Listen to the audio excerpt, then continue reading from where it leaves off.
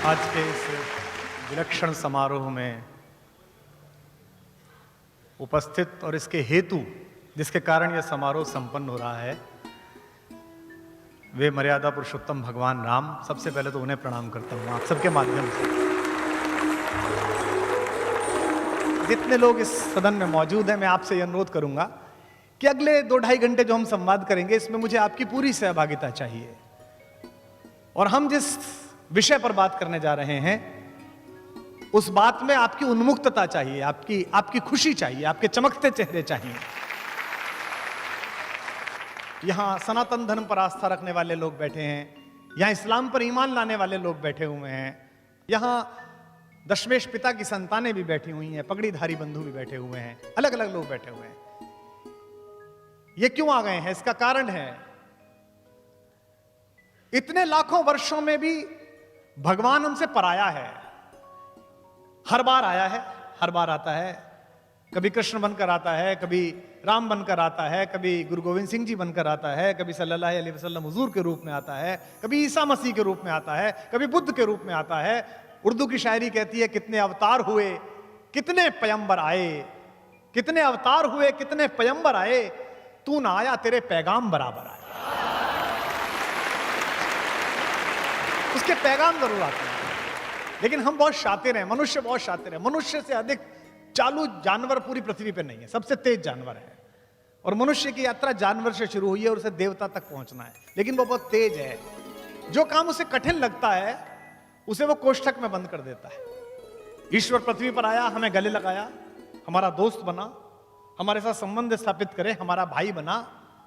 उसने करके दिखाया कि ऐसे होता है। हमको लगा ये तो बहुत मुश्किल है, बाप की माननी तो बहुत मुश्किल है, घर छोड़ के निकलना तो बहुत मुश्किल है। तो हमने कहा एक काम करते हैं, मुश्किल आसान करते हैं, ये ईश्वर है, इसे मंदिर में बंद कर देते हैं और फिर कहेंगे यार ये तो ईश्वर है, ये कर सकता है, हम तो आदमी हैं। हमने चालूपने से काम लिया। महात्मा गांधी के मार्ग पर चलना कठिन था, इसलिए हमने हर शहर में महात्मा गांधी मार्ग बना दिया।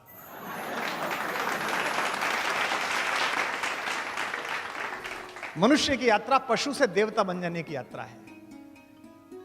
आज की तिथि में इस कार्यक्रम को संबोधित करते हुए जो आप कुछ हजार लोग सुन रहे हैं, मैं ये मानता हूं कि इसमें कुछ ना कुछ ईश्वरीय योग भी है। राम पर हिंदी की पहली बड़ी कविता खड़ी बोली के लिखने वाले मैथिली शरण गुप्त का आज जन्मदिन है। आज हरियाली तीज है। आज के दिन ही भगवान शंकर ने पार्वती को अपनी पत्नी के रूप में स्वीकार किया था। और आप में से बहुत सारे लोग जानते होंगे कि रामचरितमानस की जो रामकथा है, वो यहीं से प्रारंभ होती है, जिसमें शंकर पार्वती को यह बता रहे हैं कि मैं किसकी पूजा करता हूं। आज ही का दिन तय हुआ, जब ये तिथि तय हुई तब मुझे भी पता नहीं था कि हरियाली तीज होगी।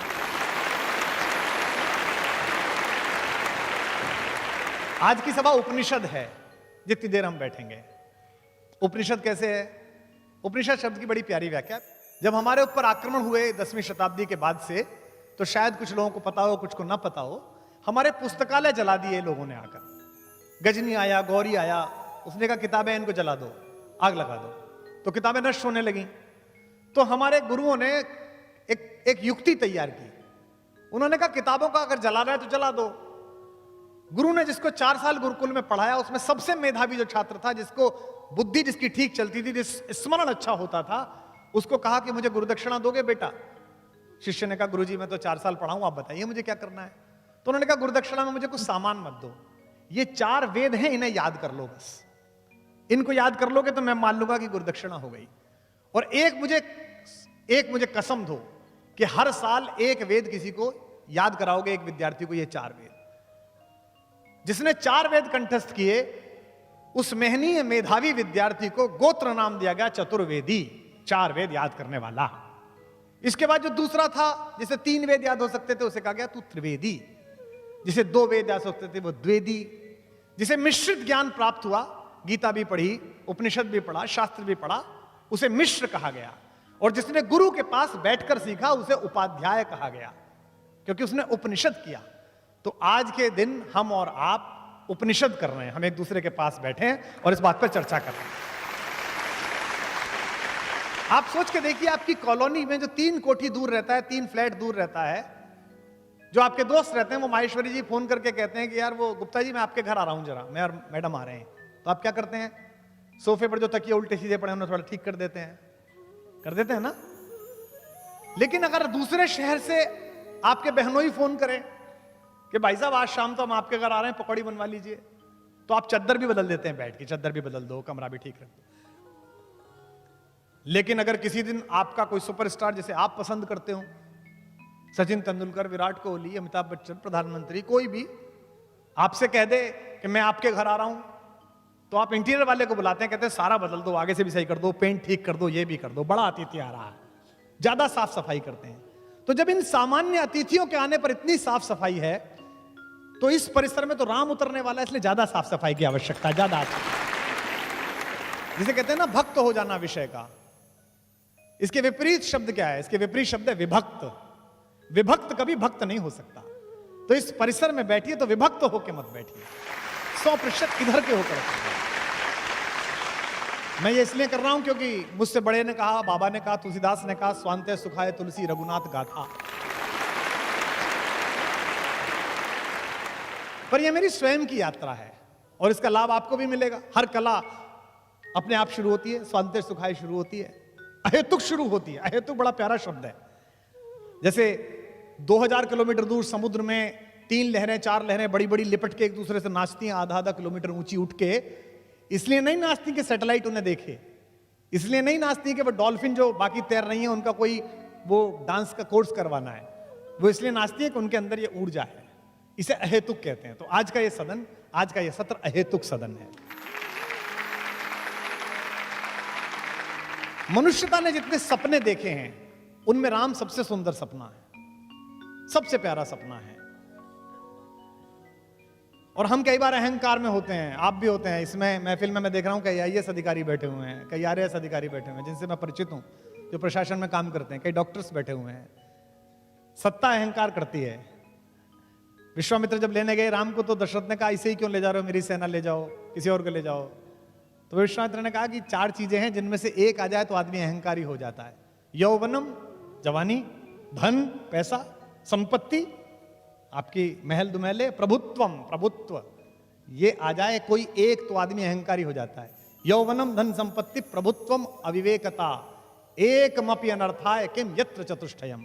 एक आ जाए तो अनर्थ हो जाता है, अगर चारों साथ हो तो महा अनर्थ। लेकिन आपके बेटे के पास ये चारों हैं, उसके बाद भी ये विनम्र है, इसलिए इसे ले जा रहा हूं, इसलिए इसको अपने पास चाहता हूं। आद्य शंकराचार्य जी ने जब पूरे भारत में सनातन धर्म का झंडा फहरा दिया तो सुनते हैं कि वो बनारस गए थे और सुबह सुबह बनारस में पूजा करते में परिक्रमा कर रहे थे मंदिर की, बाबा विश्वनाथ की। अहम ब्रह्मास्मि कहते थे ना, उनका था अहम ब्रह्मास्मि, मेरे अंदर ब्रह्म है, आपके अंदर भी ब्रह्म है, सबके अंदर ईश्वर है। तो सुबह सुबह जब निकले तो सामने से कूड़े का, मल का टोकरा उठाए हुए उन्हें एक सफाई कर्मचारी मिल गया, गंदे से वेश में। आद्य शंकराचार्य जी शंकराचार्य होने के आभा में थे। उन्होंने कहा हटो हटो, रास्ता छोड़ो, रास्ता छोड़ो। तो वो और चौड़ के खड़ा हो गया। तो शंकराचार्य गुस्से में आ गए। उसने कहा मूर्ख, मेरा रास्ता रोकता है, रास्ता छोड़, हट सामने से। तो सामने खड़े हुए सफाई कर्मचारी ने कहा किसे हटाता है, मुझे हटाता है या मेरे अंदर जो बैठा है उसे हटाता है, किसे हटाता है? एक क्षण के लिए बोला तो आद्य शंकराचार्य को लगा ये तो अहम ब्रह्मास्मि है। और सुनते हैं कि वो सफाई कर्मचारी भगवान शंकर के रूप में परिवर्तित हो गया। यानी कि शंकर खुद कहने आए थे तो बोल तो रहा है लेकिन इसे समझ भी ले जो कह रहा है, आज इस अहम ब्रह्मास्मि को समझ भी ले। विवेकानंद ने बहुत अच्छा कहा, the moment I have realized God sitting in the temple of every human body. मुझे जब भी लगता है कि ईश्वर बैठा है किसी के अंदर, the moment I stand in reverence about every human being and see God in him, the moment I am free from bondage. Everything then binds, vanishes and I am free. आप जिस समय दूसरे के अंदर ईश्वर देखना शुरू कर देंगे उस समय आप मुक्त हो जाएंगे इस सारे वितंडे से कि तुम हिंदू हो, तुम मुसलमान हो, तुम सिख हो और ईसाई हो। तो मुझे लगता है कि राम पर इसलिए बोलना है कि मनुष्यता की आंख के सबसे बड़े सपने हैं वो। मैंने कविता लिखी थी, मुझे लगता है आज वहां से शुरू करना चाहिए। मानवता की खुली आँख के सबसे सुंदर सपने राम। मानवता की खुली आँख के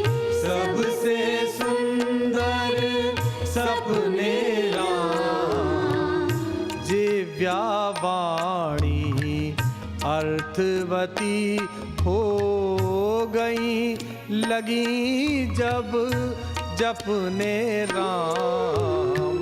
दिव्या वाणी अर्थवती हो गई, लगी जब जपने राम। मानवता की खुली आँख के, मात पिता गुरुजन परिजन ने अपने अपने देखे थे।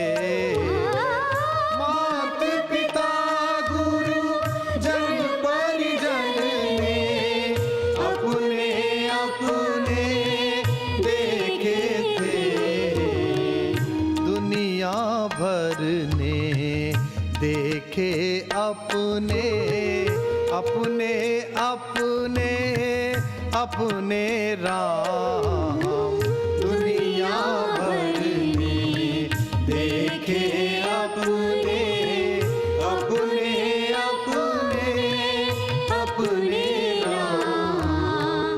अपने अपने अपने अपने अपने अपने अपने राम।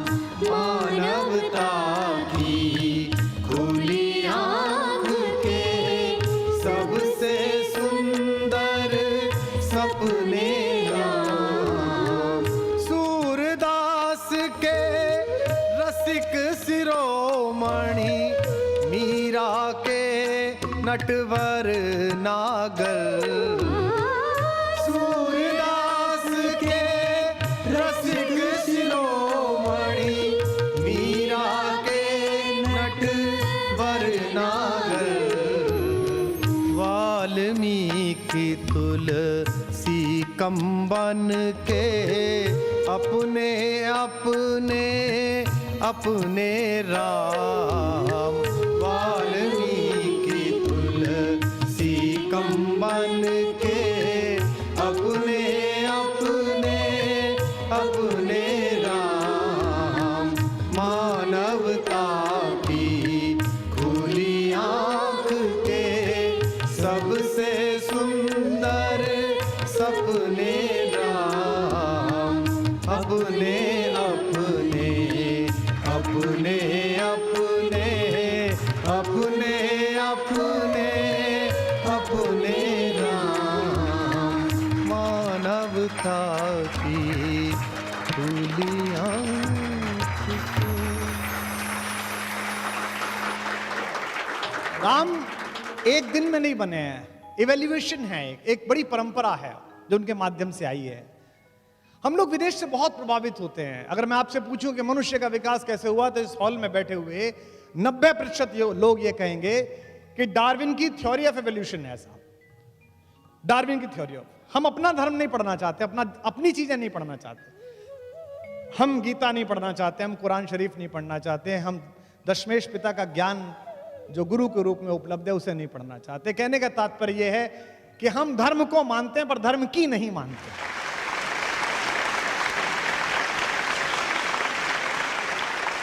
लेकिन आप ध्यान से देखें तो भारत में जो दशावतार की परंपरा है, जो हजारों वर्ष पहले, लगभग 5-6 हजार वर्ष पहले, तो इसकी कार्बन रेटिंग के प्रमाण है जिसके लिखे जाने के। डार्विन तो अभी आए हैं 100-200 साल पहले, वो बताकर गया है कि मनुष्य कैसे बना। जैसे डार्विन क्या कहता है, पश्चिम क्या कहता है कि जीवन सबसे पहले कहां शुरू हुआ? जल में शुरू हुआ, पानी में शुरू हुआ। हमारा पहला अवतार कौन है? मत्स्य अवतार, मीन, मछली कहां पैदा हुई? पानी में पैदा हुई। फिर उसके बाद कहता है कि आगे बढ़ी थोड़ी सी प्रकृति, तो एक ऐसी चीज पैदा हुई जो पानी में और जमीन पर दोनों चल सकती थी। क्या नाम है उसका? कछुआ, कच्छप अवतार। मीन, कमठ, सूकर, नरहरि। उसके बाद क्या आया? तीसरी चीज जो पानी, जमीन और कीचड़ तीनों को भेज सकता है, वो कौन है? वराह अवतार, जिसे कहते हैं सूकर। और उसके बाद मनुष्य बनना प्रारंभ हुआ, लेकिन पूरा नहीं बना। आधा पशु रहा, आधा मनुष्य बना। कौन बना? नरसिंह अवतार। देखिए थ्योरी ऑफ एवोल्यूशन चल रही है, अपने आप चल रही है, जो विदेशी समझ में नहीं आए। यहां तक आधा मनुष्य बना, अब पूरा मनुष्य बनेगा, लेकिन पूरा नहीं बन रहा, वो छोटी हाइट का बन रहा है। कौन पैदा हुआ? वामन अवतार। वो छोटा है, उसकी हाइट अभी बड़ी नहीं है। वामन के बाद कौन हुआ? एक ऐसा पुरुष जिसे कहते हैं केवमैन, गुफा मनुष्य, जो कम कपड़े पहनता है, गुस्से में रहता है, हर समय कुल्हाड़ा हाथ में लिए लेता है, जिसका अपनी इंद्रियों और अपने क्रोध पे काबू नहीं है, जो अपने पिता के कहने पर मां की तरफ कुल्हाड़ा लेके चल देता है। कौन पैदा हुआ? परशुराम पैदा हुआ। देखिए आप, आगे चल रही है, जिनको समझानी पड़ी लक्ष्मण को कि ज्यादा उंगली मत दिखाओ, यहां कुम्हड़ बतिया को नहीं। परशुराम के बाद एक ऐसा मनुष्य पैदा हुआ जो है तो दीप्ति में परशुराम जैसा, लेकिन जो ज्यादा सामाजिक है, जो मर्यादा समझता है, जो इस प्रकृति में अब जो आगे चलेगा उसका नियामन करने आया है, उसकी मर्यादा स्थापित करने आया है, उसका नाम हुआ मर्यादा पुरुषोत्तम राम, जो पैदा हुआ। तो एक तरीके से डार्विन की थ्योरी के साथ साथ आगे बात चल रही है। लेकिन राम कैसे हैं? राम शांत रहते हैं, प्रिंस चार्मिंग हैं, मुस्कुरा देते हैं, ज्यादा गुस्सा आते हैं, बड़े सीधे हैं, बड़े सरल हैं, सीधी बात करते हैं, विनम्र हैं। जब उनसे कहते हैं लक्ष्मण कि आप कब्जा क्यों नहीं कर लेते हो, मैं प्रतिमा नाटकम पढ़ रहा था, उसमें मैं देखा तो उन्होंने कहा 3 तरह के पातक होते हैं। जिस पिता ने रक्त दिया है उसके खिलाफ जाऊं, ये एक पातक है। जिस मां ने मुझे सगी मां से भी ज्यादा प्यार से पाला है, उसके खिलाफ जाऊं, ये एक पातक है। और पाप जिसकी सोच की सीमाओं के बाहर खड़ा होकर पराजित भाव से देखता है, उस भाई भरत के खिलाफ जाऊं, ये भी एक पातक है। तू मेरा भाई है, बता दे कौन सा पातक करके मरूं, बता कैसे करूं। वो राम पहले सामाजिक व्यक्ति हैं। तो राम का डीएनए जो है वो रिसेशन का डीएनए नहीं है, वो इवोल्यूशन का डीएनए है। इसलिए उनमें अपने घर के सारे लक्षण हैं। उनके एक पूर्वज है दिलीप, जिन्होंने गाय को बचाने के लिए अपना जीवन उत्सर्ग कर दिया। सच्चे वाले गौपालक थे, वो ऐसे वाले नहीं जो आजकल घूम रहे हैं, अच्छे वाले गौपालक। वो उसकी तरह गौ प्रेमी है, गाय को बचाने का संकल्प कहते हैं। विप्र धेनु सुरहित लीन मनुज अवतार, तुलसीदास जी ने कहा विप्र धेनु और देवताओं और संतों के हित में अवतार लिया है। दूसरे, वो अपने सबसे पुराने पूर्वज हरिश्चंद्र, जिन्होंने मणिकर्णिका घाट पर अपनी पत्नी से टैक्स मांग लिया था, और जब उन्होंने उस साड़ी को फाड़ा, वहीं से सतयुग के समापन की घोषणा हुई। उनका पूर्वज है वो, उसकी तरह है वो। अपने पिता की तरह बात पर अड़ जाने वाले हैं। अगर एक बार कोई बात कह ली है तो वो ही करना है। उनके एक और पूर्वज है भगीरथ, जिन्होंने हजारों वर्ष तपस्या की। मैं गया था हर्षिल में, बापू ने बुलाया था, मुरारी बापू ने अपनी कथा में कविता पाठ के लिए। हरिशिला वो जगह है, हर्षिल गंगोत्री के पास, जहां बीच गंगा में भगीरथी की धारा में एक बहुत बड़ी चट्टान फंसी हुई है। उसके ऊपर बैठ के हजारों साल तप किया, ऐसा सुनते हैं। तब जाकर गंगा प्रकट हुई और पृथ्वी पर आई, मोक्षदायिनी बनी। उनमें भगीरथ जैसी इच्छा भी, इसलिए उनका वंश इक्ष्वाकु वंश कहलाता है। संस्कृत के विद्वान लोग यहां पर बैठे, ईख को इक्ष्वाकु कहते हैं, इक्षु कहते हैं ना ईख को। ईख क्या है? ईख अकेली फसल है जिसका सब कुछ काम में आता है। ईख प्रतीक है इक्ष्वाकु वंश का, जिसका ना रस समाप्त होता है ना यश समाप्त होता है। ये राम के बात, वो उस खानदान में पैदा हुए। उनके बारे में कहा गया कि वो अवतार हैं। अवतार क्या है? अवतार मनुष्य की बनाई इस पृथ्वी में जो थोड़ी बहुत हमने चीजें बनाई हैं, इसमें ईश्वर के भरोसे का नाम अवतार है। इसीलिए आप जंगल में जाइए, भारत के जंगलों में जाइए, उनसे पूछिए राजा कौन है, किसकी सरकार है? राम की सरकार है। छत्तीसगढ़ में राजा राम सरकार है, ओडिशा में राम सरकार है। क्योंकि राम का राज्याभिषेक नहीं हुआ, लेकिन राज्याभिषेक सिंहासन पर बैठने से कोई सिंह नहीं बनता। संस्कृत में सुभाषित है, नाभिषेको न संस्कारो सिंहस्य क्रियते वने। जंगल में शेर का कौन संस्कार करता है? उसका तो बल है, उसकी तो शक्ति है, वो तो ताकतवर है। नाभिषेको न संस्कार सिंहस्य क्रियते वना विक्रमार्जित सत्वस्य स्वयं एवं मृगेंद्रता। अपने विक्रम से, अपने पौरुष से अर्जित जो आपकी क्षमता है, वो आपको मृगेंद्र बनाती है। इसलिए राम का पूरा कैरेक्टर, उनका पूरा चरित्र लाइट नहीं है, साइट है। एक छोटा सा निवेदन आपसे और कर दूं कि आप बिल्कुल, जहां जवान लोग जो बैठे हैं, जो दूसरे धर्मों के लोग बैठे हैं, जो इस्लाम मानने वाले लोग बैठे हैं, जो खालसा पंथ पर आस्था रखने वाले लोग बैठे, कुछ ईसाई भी बैठे होंगे, आप बिल्कुल राम को ऐसे मत सुनिए कि एक हिंदू सुना रहा है, कुछ हिंदू सुन रहे हैं, ऐसे मत सुनिएगा। क्योंकि मेरी योजना में यह भी है कि आज के बाद कुछ दिन बाद मैं कृष्ण पर भी अध्ययन करके बोलूंगा, कुछ दिन बाद मैं अध्ययन करके सल्लल्लाहु अलैहि वसल्लम हुजूर मोहम्मद साहब पर भी बोलूंगा, इस्लाम पर भी बोलूंगा, कुछ दिन दशमेश पिताजी पर बोलूंगा। तो जितने भी लोग उनमें हो सकता है कोई ना मानता हो राम को, मत मानिए, कहानी सुन लीजिए। अगर किसी ने कहानी भी लिखी है तो भी ऐसी कहानी लिखी है कि इस कहानी को ही ठीक से जी लेंगे तो सर्वश्रेष्ठ मनुष्य बनने की संभावना आपके अंदर पैदा हो जाएगी। आपका व्यापार, आपकी शिक्षा, सब कुछ सफल हो जाएगी। इस संसार को अंधकार से, उत्पीड़न से निजात दिलाने के लिए ये लोग आते हैं, जितने भी लोग आते हैं, चाहे भगवान जिस भी प्रकार से आते हैं। अच्छा, ये तो मानोगे कि ऐसा होता है। जब लोकतंत्र में 5 साल की सरकारों में आप ऐसा करते हैं कि जो ज्यादा सिर पे तांडव कर ले उसे एक दिन बटन दबा के आप हटा देते हैं और कहते हैं कि नया लेके आओ। ये बात अलग है कि दूसरा उससे ज्यादा गति से तांडव करता है, तो फिर आपको लगता है अभी से कैसे कैसे करके लाओ। फिर कई बार आप वैकल्पिक व्यवस्थाएं करते हैं, वो दोनों से ज्यादा मिलकर ज्यादा करता है। हम अनुभव में है, हमें पता है उसका।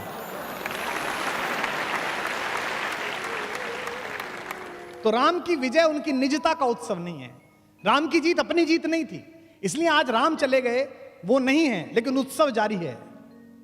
आप मुझे बताइए, जो क्रिकेट खेलने वाले लोग हैं, जिस समय आप उस वर्ल्ड कप की झांकी देखते हो जिसमें कपिल देव कप को उठा रहे हैं, तो कैसा अच्छा सा लगता है। जिस समय आप वो वाला दृश्य देखते हो जब बहुत नाराज सौरभ गांगुली अपनी शर्ट लहराते हुए घूम रहे हैं, तो कैसा अच्छा लगता है। तो जब हमारे सामने अभी जो पैदा लोग हैं, उनकी छोटी सी विजय हमें इतना उत्प्रेरित, इतना दीपित, इतना उत्साहित, इतना सम्मोहित कर सकती है, तो हजारों साल पहले जिसने अंधकार के खिलाफ सबसे बड़ी जीत पैदा की, अगर उसे ध्यान से जानेंगे तो कितना उत्साहित हो जाएंगे, कितने उत्प्रेरित हो जाएंगे, कितनी गति बढ़ेगी। कोई एडिसन ऐसा नहीं है जो एक बल्ब से दूसरे बल्ब को स्पर्श करा दे तो उजाला हो जाए। यह केवल मनुष्य को यह हक हासिल है कि वो ईश्वर बन के आए। इसलिए अयोध्या जाते समय और अयोध्या से लौटते समय राम ने जो सबसे महान काम किया वो एकात्मकता का काम किया। अयोध्या से लौटते समय उन्होंने हर वो काम किया जो इस देश को एक साथ जोड़ सकता है, जो इस देश को एक साथ बांध सकता है। महात्मा गांधी के पूरे संघर्ष पर राम की छाप है। उन्हें पता था कि साउथ अफ्रीका में वो जिनके खिलाफ लड़ रहे हैं, सूट बूट पहन के उनके खिलाफ नहीं लड़ सकते। इसलिए सबसे पहला काम उन्होंने ये किया कि कपड़े वो उतारे और उन्होंने राम की तरह सामान्य कपड़े पहने। फिर भी उन्हें लगा कि अभी वो वेशभूषा नहीं आई जिससे राम लड़ते हैं। एक धोती ऊपर पहनी, एक नीचे पहनी और 3 साल भारत घूमा। बिहार के दूर के हिस्से में पहुंचने पर उसने देखा कि एक महिला के पास एक ही कपड़ा था, वो नहा रही थी ताकि ट्रेन चली जाए तब पानी से निकले। तो बापू पानी पीने उतरे तो उन्होंने अपनी ऊपर वाला कपड़ा भी ये कह के कस्तूरबा से कहा कि अगर इस देश में ऐसे लोग हैं जिनके पास एक भी कपड़ा नहीं है तो 2 कपड़े पहनना अपराध है।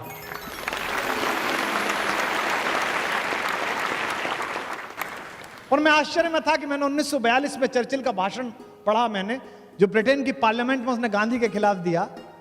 चर्चिल बोला कि वो अधनंगा फकीर, वो ये चाहता है कि वायसराय का हाथी उसे सलामी दे। और जब मैं मानस पढ़ रहा था तो मैंने देखा कि जब अंगद समझाने गया रावण को कि मूर्ख मान जा, इस स्वराज की ताकत को समझ ले, तो रावण भी यही कह रहा था, अच्छा वो अधनंगा फकीर, वो तपस्वी, वो मुझे हराएगा। यानी कि हर बार रावण इसी प्रकार बोलता है।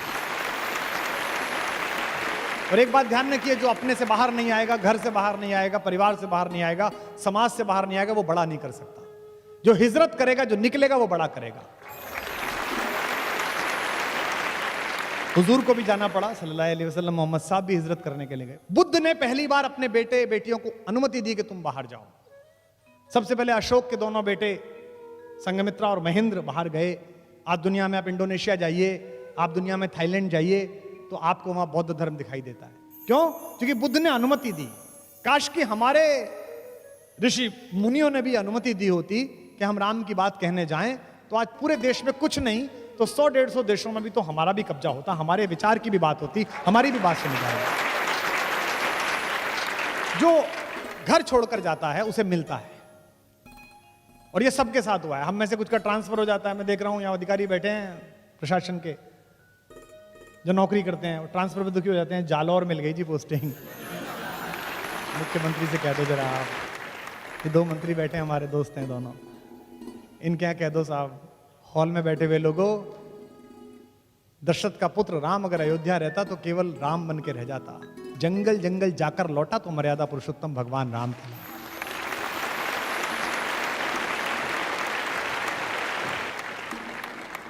एक शेर मुझे उर्दू का याद आया, आप सबके भगवानों के नाम है, मेरे और आपके सबके। पयंबरों से जमीनें वफा नहीं करती, पयंबरों से जमीनें वफा नहीं करती, हम ऐसे कौन खुदा थे जो अपने घर रहते। अयोध्या छोड़ी राम ने तो अपनी आनुवंशिक पोजीशनिंग छोड़ी। मैं अध्यात्म रामायण पढ़ रहा था तो उसमें बड़ा अच्छा उल्लेख था कि राम जंगल जाएं या ना जाएं, विश्वामित्र इस पे चर्चा कर रहे हैं वशिष्ठ से, तो राम वहां आ गए। तो पिता ने कहा कि तुम यहां मत बैठो, तुम्हारा ये निर्णय नहीं है, राजा का निर्णय मैं और गुरुजी कर लेंगे। राम ने कहा आपका निर्णय है, लेकिन चूंकि मेरे बारे में निर्णय है इसलिए मेरा बैठना जरूरी है, मैं जाऊंगा। उनसे कहा अच्छा जाना ही है तो सेना साथ ले जाओ। तो उन्होंने कहा कि जंगल के लोगों की रक्षा अगर सेना से ही होनी थी और सेना ही ठीक थी तो मेरे जाने से क्या था। पिता ने कहा अंगरक्षक साथ ले जाओ। तो उन्होंने कहा कि अगर मुझे अपने अंगों की रक्षा करने की चिंता करनी पड़ी तो जिन्हें दूसरों को बचाने जा रहा हूं, दूसरों को रक्षा करने जाऊं, उन्हें क्या करके आऊंगा, उनसे क्या कह के आऊंगा। रास्ते में विश्वामित्र उनसे बात करते जाते हैं। विश्वामित्र कहते हैं लड़ोगे कैसे? तो उन्होंने कहा कौन लोग हैं, कैसे लोग हैं? तो विश्वामित्र ने कहा कि वो तो जंगली लोग हैं। तो बोले उनसे उनके साथ ही लड़ेंगे। बोले उन्हें कुछ नहीं आता है। तो विश्वामित्र ने कहा उन्हें कुछ तो आता होगा, क्या काम करते हैं? तो विश्वामित्र ने कहा उनमें से कुछ लोग तो लकड़ी का काम करते हैं, बांस का काम करते हैं। राम ने कहा हो गया काम, उनसे बांस के तीर बनवाएंगे, उनसे धनुष बनवाएंगे, हमारी आर्टिलरी तैयार हो रही है। और क्या करते हैं? बोले लोहार हैं, लोहे का काम करते हैं, भील हैं, बहुत अच्छे, उनसे भाला बनवाएंगे, तलवार बनवाएंगे, ढाल बनवाएंगे, आधा काम तैयार हो रहा है। बोले और क्या है? बोले वो पशु पक्षी बांधने का काम करते हैं। बोले उनसे घोड़ों की ट्रेनिंग कराएंगे। तो बोले वो तो अपने काम करेंगे, तुम्हारी सेना में क्यों रहेंगे? उन्होंने कहा सेना में नहीं ले जा रहा, उनको सेल्फ डिफेंस सिखा रहा हूं, आत्मरक्षा सिखा रहा हूं। इस पूरे देश को आताताई सोच के खिलाफ खड़ा करने वाले पहले कमांडर का नाम मर्यादा पुरुषोत्तम राम है, जिसने तैयार किया है। मित्र के साथ हो, भाई के साथ हो, अपनी पत्नी के साथ हो, पुत्र के साथ हो, आइडियल लाइफ स्ट्रक्चर कैसा खड़ा होना चाहिए वो राम का है। सबसे पहले अपने पिता के साथ, अपने भाइयों के साथ जो उनका व्यवहार है। आप में से कितने लोग जानते हैं, कितनों ने मानस वहां से पढ़ी है कि जब उनका राज्याभिषेक होना था तो उनकी एक ही शिकायत थी केकई से। केकई ने कहा कि बेटा तुम्हारा राज्याभिषेक होना है, तुम राजा बनोगे। तो उन्होंने एक ही शिकायत करी अपनी माँ से कि ये कौन सी खराब बात है, हम चार भाई एक साथ पैदा हुए, हम एक साथ पले बढ़े और केवल बड़े का राज सिंहासन मिलेगा, केवल उसका राज्याभिषेक है तो गलत बात है, हम चारों को राज्य मिलना चाहिए। उनकी अकेली शर्त थी जीवन में, यानी कि समाजवाद का पहला स्टेटमेंट, सोशलिज्म का। दूसरा मित्र के नाते वो कहते हैं कि जे न मित्र दुख होए दुखारी, तिनहि बिलोकत पातक भारी। अगर मेरे रहते मित्र दुखी है, चाहे वो सुग्रीव हो, चाहे विभीषण हो, चाहे केवट हो, उसके साथ देते समय जो उनकी विनम्रता है, जो संपत्ति शिव रावणी दीन दिए 10 मात। आपको पता है कि रावण को 10 सिर चढ़ाने पर, मैं ये नहीं मानता कि रावण के 10 सिर थे, हो सकता है कुछ लोग मानते हो। मुझे भी लोग कहते हैं कि साहब एक टाइम में 3 बुद्धि कैसे चलती हैं, चुटकुला भी याद आ जाता है, संस्मरण भी याद आ जाता है, कविता भी याद आ जाती है, यानी कि 3 तो अपने भी हो गए। तो वो ब्रह्मा के वंश में पैदा हुआ, पुलस्त मुनि के पुत्र विश्रवा का बेटा था। उसकी इंटेलिजेंसिया का जो क्वोशंट था वो 10 मस्तिष्क के बराबर था। वो इतना स्मार्ट और इतना ज्यादा इंटेलिजेंट था कि उसके पास 10 दिमागों के बराबर दिमाग था। तो कहानी चल गई कि भाई 10 सिर हैं उसके। ये सिर्फ मुहावरे हैं जिनको कालांतर में हमारी धार्मिक परंपरा ने सत्य सिद्ध कर दिया। हमारे पूरे धर्म की व्याख्या अधिकांशतः जिन लोगों ने की है वो श्रद्धा पर आयोजित है। भगवान ने ऐसा किया। मुझे राम क्यों प्रिय लगते हैं? राम के जीवन में चमत्कार नहीं है। आपने कभी नहीं देखा होगा राम को कि राम ने यूं करके आकाश में हाथ हिलाया और उसके बाद एक शस्त्र निकाला और फेंक दिया, ऐसा नहीं है। सब कुछ अर्जित है जो अपना है। सबसे पहले जब जंगल में मिलने के लिए सारे लोग गए वनवास के समय, तो सबसे पहले प्रथम राम भेटी कैकेयी, सरल स्वभाव भगत मति गई। तीनों माँ आकर खड़ी हुई, कौशल्या आकर खड़ी हुई, कैकेयी आकर खड़ी हुई, सुमित्रा आकर खड़ी हुई। राम उठे, राम को पता चला माँ आई हैं, गुरु जी आए हैं। सोच के देखिए आप, राम क्या ऐसे हैं कि ये सीनियोरिटी नहीं जानेंगे, हायरार्की नहीं जानते वो, कि पहले अपनी माँ के पैर छूं, फिर सुमित्रा के छूं, फिर कैकेयी के छूं। सबसे छोटी हैं वो तो, लेकिन उनको पता है कि इनके मन में दुख है, इनके मन में गिल्ट है, इसलिए अगर मैं सबसे पहले पैर छू लूंगा तो ये मानद हो जाएंगी, इनको मान्यता मिल जाएगी। आज मैथिली शरण गुप्त का जन्मदिन है। उन्होंने इस प्रसंग को कहा है कि तदनंतर बैठी सभा उठज के आगे, तदनंतर बैठी सभा उठज के आगे। रात को सब बैठ गए, चांदनी रात है, सब बैठे हुए हैं, बात कर रहे हैं। अब राम को मनाने के लिए लोग आए। तदनंतर बैठी सभा उठज के आगे, नीले वितान के तले दीप बहु जागे। टकटकी लगाए नयन सुरों के थे वे, परिणाम उत्सुक उन भयातुरों के थे वे। उत्फुल्ल करौंदी कुंज वायु बह बह कर, करती थी सबको पुलक पूर्ण मह मह कर। वह चंद्रलोक था कहाँ चांदनी वैसी, प्रभु बोले गिरा गंभीर गूढ़ निधि जैसी। अब भगवान बोले, सामने भरत बैठा है, उससे बोले, हे भरत भद्र अब कहो अभीप्सित अपना। भाई भरत अब बताओ क्या चाहते हो। अब सोचिए जिसके ऊपर इतना आरोप लग रहा है उससे कह रहे हैं क्या चाहते हो। हे भरत भद्र अब कहो अभीप्सित अपना, सब सजग हो गए भंग हुआ जो सपना। भरत ने क्या कहा हे आर्य रहा क्या भरत अभीप्सित, अब भी मुझे कुछ चाहिए। मिल गया अकंटक राज्य उसे जब तब भी, पाया तुमने तरुतले अरण्य बसेरा। तुम जंगल में बैठे हो, भाभी के पैर में कांटे हैं, तुमको खाने को नहीं मिल रहा, मैं महल में बैठा हूं, इसी के दिन के लिए तो आया हूं। इसीलिए राम की कथा त्याग की सबसे बड़ी कथा है। राम के नाम पर दुकान चलाने वाले लोगों को समझना चाहिए कि दुनिया में ऐसा उदाहरण कभी नहीं हुआ जहां एक सिंहासन दो भाइयों के बीच 14 साल फुटबॉल की तरह चलता रहा। परशुराम ब्राह्मण हैं, उनसे पहले आए, लेकिन कर्म क्षत्रियों जैसे हैं, जरा जरा सी बात पे गुस्सा हो जाते हैं। राम क्षत्रिय हैं, लेकिन मस्तिष्क तपस्वियों जैसा है। जब एग्जाम का रिजल्ट आता है, जब नंबर आने शुरू होते हैं बच्चों के, बच्ची का रिजल्ट आना शुरू होता है तो क्या करते हैं, बच्चे का रिजल्ट आना शुरू में समझाना, सुबह कहते हैं बहुत अच्छा बेटा तुमने यू डिड वेल, तुमने बहुत अच्छा किया, जो भी रिजल्ट आएगा इट्स ओके, डिप्रेशन में ना आ जाए हैं बच्चे को।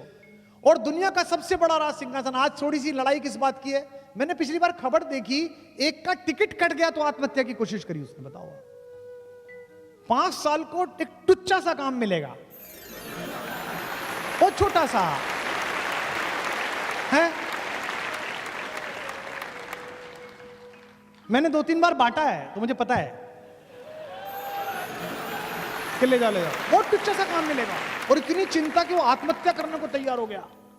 सोचिए, पूरी पृथ्वी का राजा बनना था उसको, छोटा मोटा मामला नहीं था, पूरी पृथ्वी का राजा बनना था उसको। एक पूरे भारत का नहीं, पूरी पृथ्वी का। पृथु उनके घर में ही पैदा हुए, जो देश में बड़ा है वो उनके घर में पैदा हुआ। अज, रघु, दिलीप, पुररवा, नहुष, इक्ष्वाकु, भरत, जितने बड़े पैदा हुए सब उन्हीं के खानदान में, मानदाता सब उनके घर में पैदा हुए। लेकिन उस पृथ्वी का शासन उन्हें पाना था, वो इलेक्टेड क्राउन प्रिंस थे। और अचानक एक बंदी ने आके कहा कि युवराज आपको महाराज याद कर रहे हैं। उत्साह में भरे हुए राम लक्ष्मण दोनों पहुंचे तो देखा कमरे में अंधेरा है, पिता बैठे। उन्होंने कहा, पूछा जी पिताजी क्या बात है। पिता ने कहा कि बेटा वो कल राज्याभिषेक नहीं हो पाएगा, तुम सुबह अपनी पत्नी को लेकर 14 वर्ष के वनवास के लिए चले जाओ। राम ने कहा कि जो आज्ञा पिताजी। और राम ने अपनी पत्नी से कहा तैयारी करिए, सुबह वनवास पे चलना, 14 वर्ष बाद आएंगे अयोध्या। कहना आसान है, बहुत सरल है। इंटरव्यू हुआ नहीं, प्रीलिम्स पास किए, मेंस नहीं निकला है, ग्रुप डिस्कशन में रह गए। हमको भी लोग कहते थे कि तुम रह गए।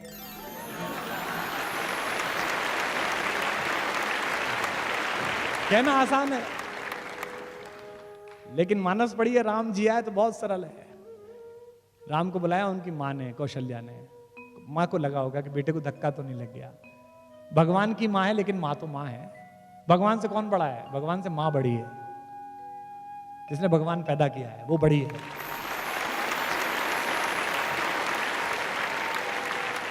इसलिए तुलसीदास जी शुरू में प्रणाम करते हुए कहते हैं, बंदों कौशल्या दिशि प्राची। प्राची दिशा के समान जो कौशल्या, उन्हें प्रणाम कहता हूं, जिनकी कोख से सूर्यवंशी राम पैदा हुआ है। माँ ने पूछा कि बेटा क्या हो गया, माँ को सब पता है। तो राम ने ये नहीं कहा कि मुझे जंगल भेज दिया, भरत को राजा बना दिया, माँ मेरा सिंहासन छीन लिया, मेरा क्राउन छीन लिया। कितनी पॉजिटिविटी है जो सीखनी है लाइफ में आज के बाद से, इस हॉल से जाते हुए। कल भी बात करेंगे इस पे। कौशल्या ने पूछा बेटा क्या हुआ, तो राम ने कहा माँ पिता दे ही मोहि कानन राजू, मुझे जंगल का राज्य दे दिया पिता ने, मैं जंगल का राजा बना। कितनी सुंदर बात है। क्या कहा उन्होंने कि पिता दे ही मोहि कानन राजू, जहां सब भांति मोर बड़ काजू। जहां मेरे सारे बड़े काम प्रतीक्षा कर रहे हैं, जो भी दुनिया में बड़ा करूंगा। और सोच के देखिए, राम जंगल नहीं जाते तो क्या होते, राम वन गए तो बन गए। राम विनम्र रहते हैं, शालीन रहते हैं, मुस्कुराते हैं वो। तो इसी आत्मविश्वास में उनकी जीत है। डिप्रेशन से बाहर लाए अंगद को।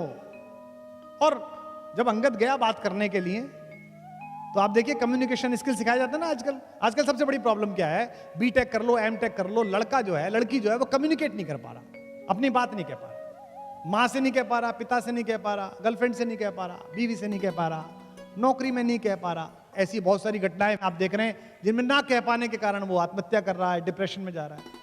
अंगद को उन्होंने कम्युनिकेटर बना के भेजा। राम कितने पॉजिटिव हैं। उनसे विभीषण कहते हैं, जिस दिन अगले दिन युद्ध शुरू होना है, उस दिन कहते हैं कि सर थोड़ा बैठ के स्ट्रेटेजी बना लें, कौन किधर से बढ़ेगा, इतना बड़ा आदमी है, इससे लड़ना है। तो कहते हैं कि नहीं यार, वो अंगद भेजा है मैंने, दूत ना, बाली का बेटा, और मुझे उम्मीद है कि रावण मान जाएगा, सीता को वापस दे देगा, अपन क्यों लड़ाई लड़े। ये राम है। एक बात ध्यान से रखना, अभी बहुत बड़ी घटना इस समय पूरे देश में राजनीतिक हलचल चल रही है जिससे हम जुड़े हुए हैं। राम ने अपने पूरे जीवन में किसी भी राक्षस को मारते समय उससे निगोशिएट नहीं किया। छोटों से, खर से, दूषण से, ताड़का से, सुबाहु से सीधा मारा। उन्होंने एक ही आदमी से निगोशिएट किया, रावण से। क्योंकि राम जानते थे कि आतंकवाद की लड़ाई में स्लीपर सेल के साथ समझौता नहीं किया जाता, उसको तो मारा ही जाता, उसको तो खत्म ही किया जाता। और हमारी सरकारें, हमारी व्यवस्थाएं क्या कर रही हैं? स्लीपर सेल से बात कर रही हैं। तो अगर राम राज्य वालों को समझना है तो राम से ही समझें कि राम ने अपने देश में रहने वाली किसी स्लीपर सेल के साथ बात नहीं की। लंका दूसरा देश था, उससे बातचीत जरूरी थी, उससे पहले कहना जरूरी था, इसलिए उससे पहले बातचीत की, जो कि हम पाकिस्तान के मामले में लगातार करते हैं, इतने समय से बातचीत करते हैं और उसके बाद फिर अपना काम भी दिखाते हैं। तो अंगद गया, उसका आत्मविश्वास, लीडरशिप डेवलपमेंट मैं बता रहा हूं राम का। उसने पहली जो वाक्य बोली उस पर हंसेंगे भी आप। रावण ने पूछा कि मेरा और राम की क्या लड़ाई, तू जानता मैं कौन हूं? क्या तेरा वो फकीर तपस्वी, वो मुझसे लड़ेगा, मेरा उसका क्या? तो अंगद ने कहा जी बिल्कुल ठीक कह रहे हो सर, आपका उनका कोई मुकाबला नहीं। रावण को लगा यार आदमी उसने भेजा है हमारे पक्ष में बोल रहा है, तो वो बड़ा प्रसन्न हुआ। उसने कहा बिल्कुल ठीक, मेरा उसका क्या मुकाबला। तो अंगद का कम्युनिकेशन स्टाइल देखिए जो राम ने डेवलप कराया है। तो क्या कहा कि सिंधु तरयो उनको बनरा, उनका तो बंदर, बंदर भी नहीं, बंदर में थोड़ा ग्रेस आ जाएगा, मतलब हनुमान चाचा हैं उनके अंगद के, फिर भी उनको बंदर भी नहीं कह रहे, चाचा जी भी नहीं कह रहे, क्योंकि डिप्रेशन में रावण को लाना है। तो कहते क्या, सिंधु तरयो उनको बनरा, तुझ पे धनुरेख गई न तरी। उनका तो बंदर पूरा समुद्र पार कर आया और तुझ पे उनके छोटे भाई ने एक रेखा खींच दी थी, वो नहीं तरी गई। तेरा उनका क्या मुकाबला भाई, दोनों का आपस में।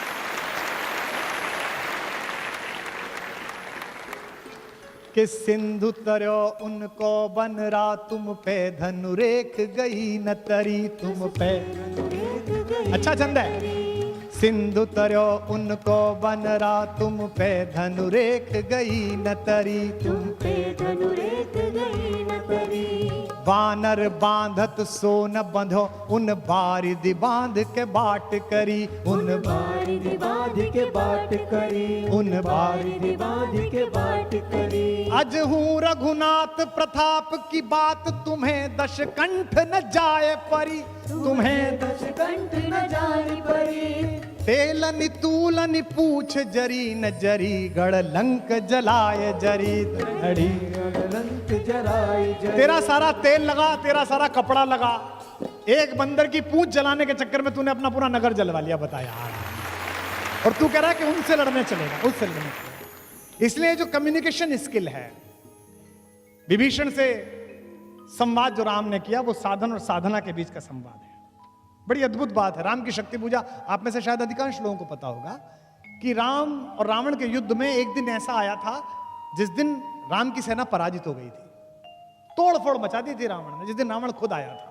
महाप्राण निराला ने कविता लिखी है राम की शक्ति पूजा। रवि हुआ अस्त ज्योति के पत्र पर लिखा, अमर रह गया राम रावण का अपराजेय समर। आज का तीक्ष्ण विदिक्ष प्रकर वेग प्रखर, शतशैल शंवरणशील नील नवगर्जित स्वर, विच्युत वन्य राजीव नयन हत लक्ष्मण, लोहित लोचन रावण मदमोचन महायान। ऐसी कविता लिखी है। उस दिन सब बेहोश हो गए, सुग्रीव बेहोश हो गया, सौमित्र बेहोश हो गए, लक्ष्मण सब बेहोश हो गए। राम लौटे तो राम बहुत दुखी थे। जामवंत ने समझाया, जामवंत सबसे सीनियर हैं सेना में, मतलब सबसे फाइनल पोजीशन पे, ब्रिगेडियर जनरल से भी ऊपर हैं।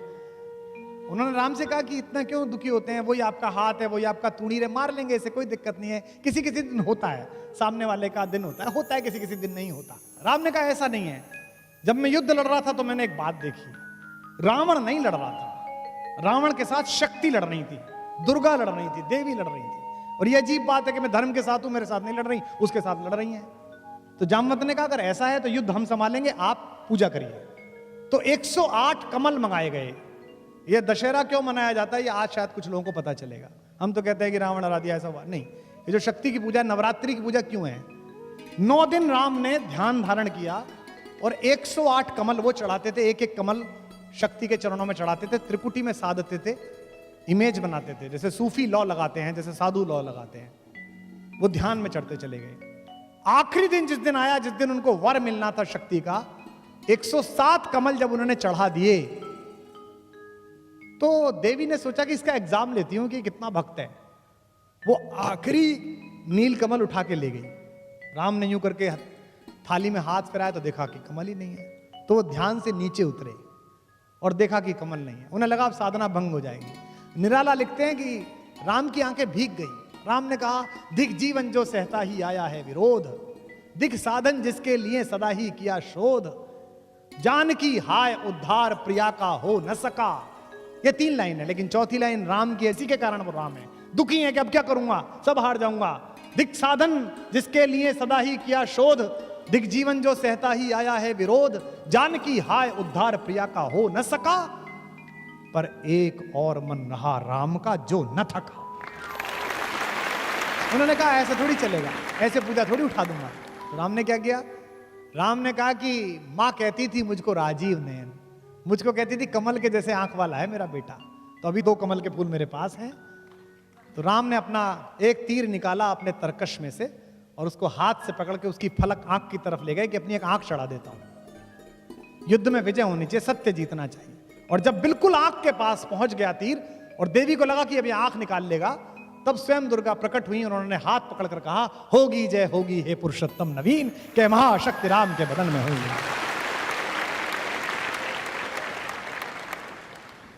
तो इसलिए जितनी भी लड़ाइयां हैं, जब भी कभी आपको कोई आदमी साधन से इकट्ठा एक सामान्य व्यक्ति को परेशान करने की कोशिश करे, उसके पास ज्यादा शक्ति हो, उसके पास ज्यादा साहस हो, तो आप ध्यान रखना कि आपके घर का एक बड़ा आदमी सिखा गया है कि साधन महत्वपूर्ण नहीं है, साधना महत्वपूर्ण है।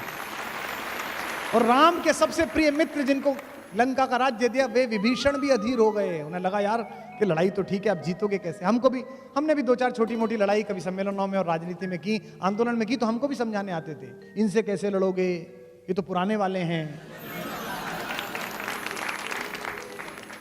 तो मुझे मानस की पंक्ति याद आती थी और मैं खुद को ही सुनाता था, जो साथ थे वो तो सुनने को तैयार नहीं थे।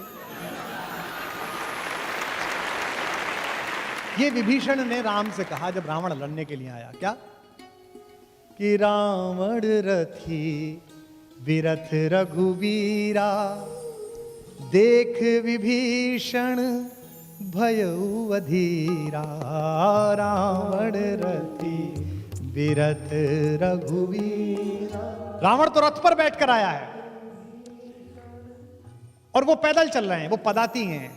अधिक प्रीत भा मन संदेहा, ज्यादा प्रीति इसलिए मन में संदेह हुआ विभीषण के। विभीषण ने कहा कि ये तो रथ पर है और आप बिना चप्पल के, आपके पास तो चप्पल भी नहीं है, कैसे मारोगे? नाथ न रथ नहीं पद त्राना, के ही विधि जितब वीर बलवाना। इतना बड़ा वीर है, इससे कैसे जीतोगे? तो राम ने उसे जो सिखाया वो मुझे याद है, मैं आपको बता रहा हूं, आप अपने घर लेके जाइएगा। राम ने कहा कि मैं जिस लड़ाई में उतरा हूं दोस्त, उस लड़ाई में मिसाइल्स की जरूरत नहीं है। तो उन्होंने कहा कि इस लड़ाई के लिए साधना की आवश्यकता है, साधन की आवश्यकता नहीं है। उन्होंने कहा क्या क्या है? इसके पास तो बड़ा रथ है नाथ, आपके नीचे तो पदत्राण भी नहीं है, कही विधि जितब वीर बलवाना, इस बलवान से कैसे जीतेंगे? तो उन्होंने कहा कि सुनो सखा कह कृपा निधाना, ज्यों जय होई सियंदन आना। मैं तुझे बताता हूं भाई मेरे दोस्त, इस युद्ध में जीतने के लिए जो रथ चाहिए वो मेरे पास है। अब विभीषण को रथ दिख नहीं रहा, राम कह रहे रथ है। इसी में आपके जीवन के संघर्ष की गति है। उन्होंने कहा मेरे पास रथ है। कौन सा रथ है? मेरे पास जो रथ है उसमें 2 चक्के लगे हुए हैं, तुझे दिखेंगे। कौन से? सौरज धीरज ते ही रथ चाका। शौर्य और धैर्य 2 चक्के हैं। एक तरफ शौर्य है, एक तरफ धैर्य है। अगर बड़ी लड़ाई लड़नी है तो शौर्य भी रखना पड़ेगा और धैर्य भी रखना पड़ेगा।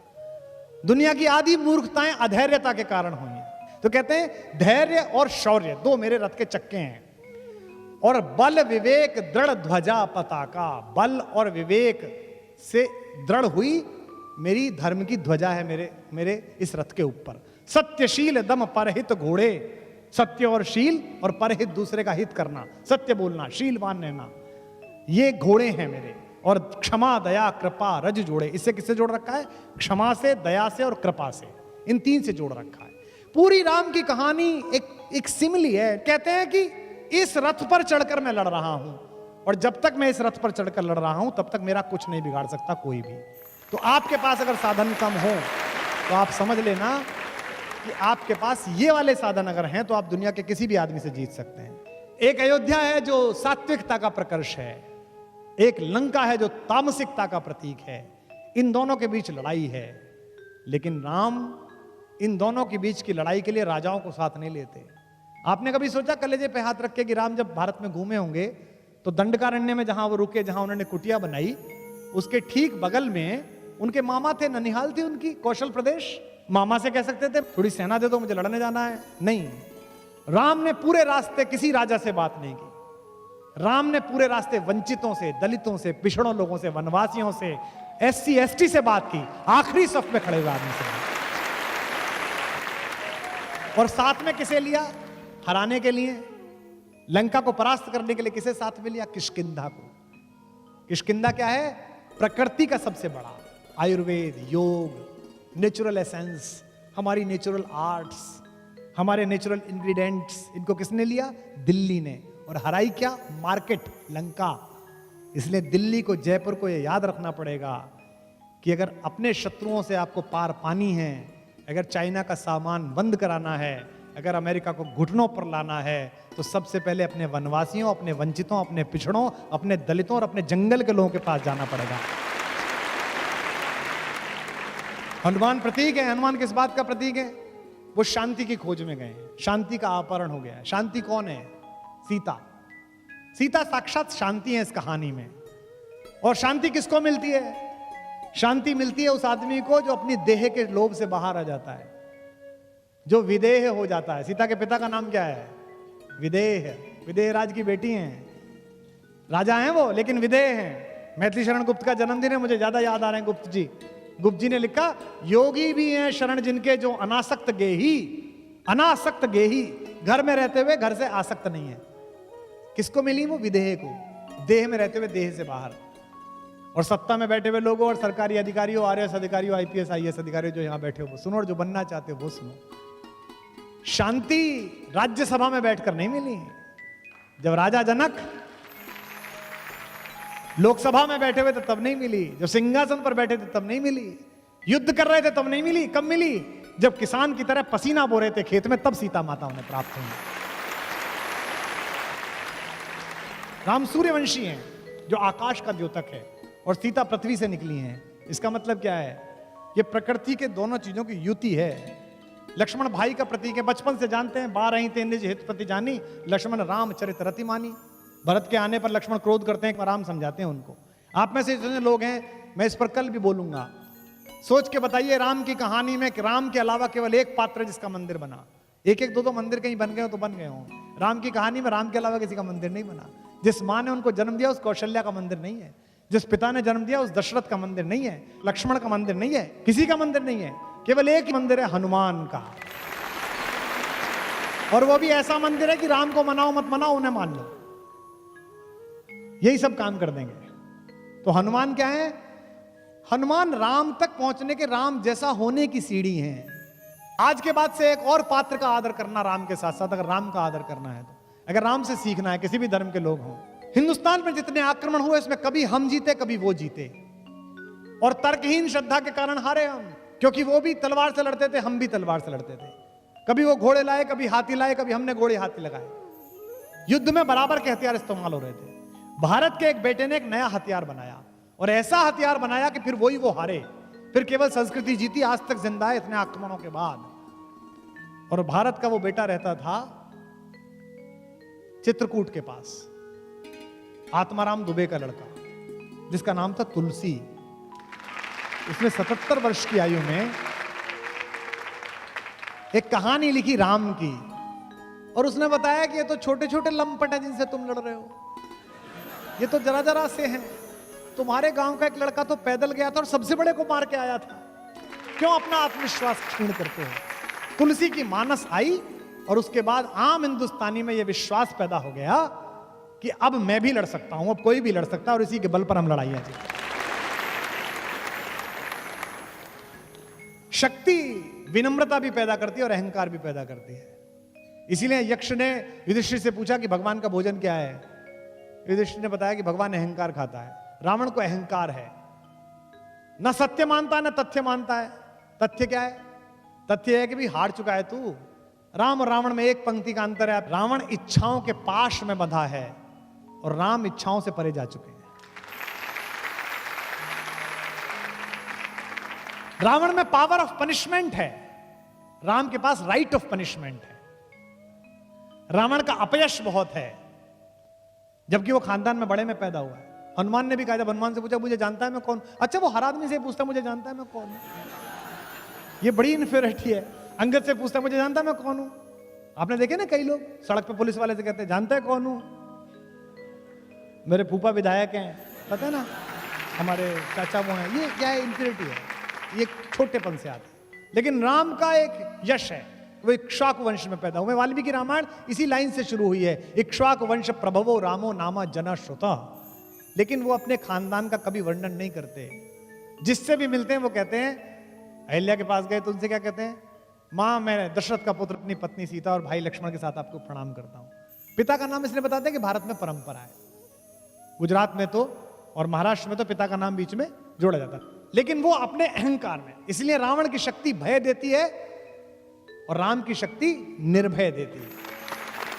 रावण अहंकार में अपमान करता है और राम छोटे आदमी को भी उठा लेते हैं। रावण सैडिस्ट है, बहुत सारे लोग सैडिस्ट होते हैं। इस देश में बहुत सारे लोग इस बात से दुखी हैं कि उनका पड़ोसी सुखी है, अपने सुख से कोई प्रसन्न नहीं है। रावण की यही समस्या है, वो सैडिस्ट है। हनुमान की पूंछ काटता है, कहता है कि सबसे पहले सुनि विहस बोला दस्कंदर, अंग भंग कर पठियो बंदर, इस बंदर की पूंछ काट के भेजो। वो भी कलाकार आदमी थे, उन्होंने कहा काम शुरू करो, चलो देखते हैं। पूरा तेल वेल डला, सब कुछ डला। मैनेजमेंट के उदाहरण है वो, मिनिमम इनपुट मैक्सिमम आउटपुट।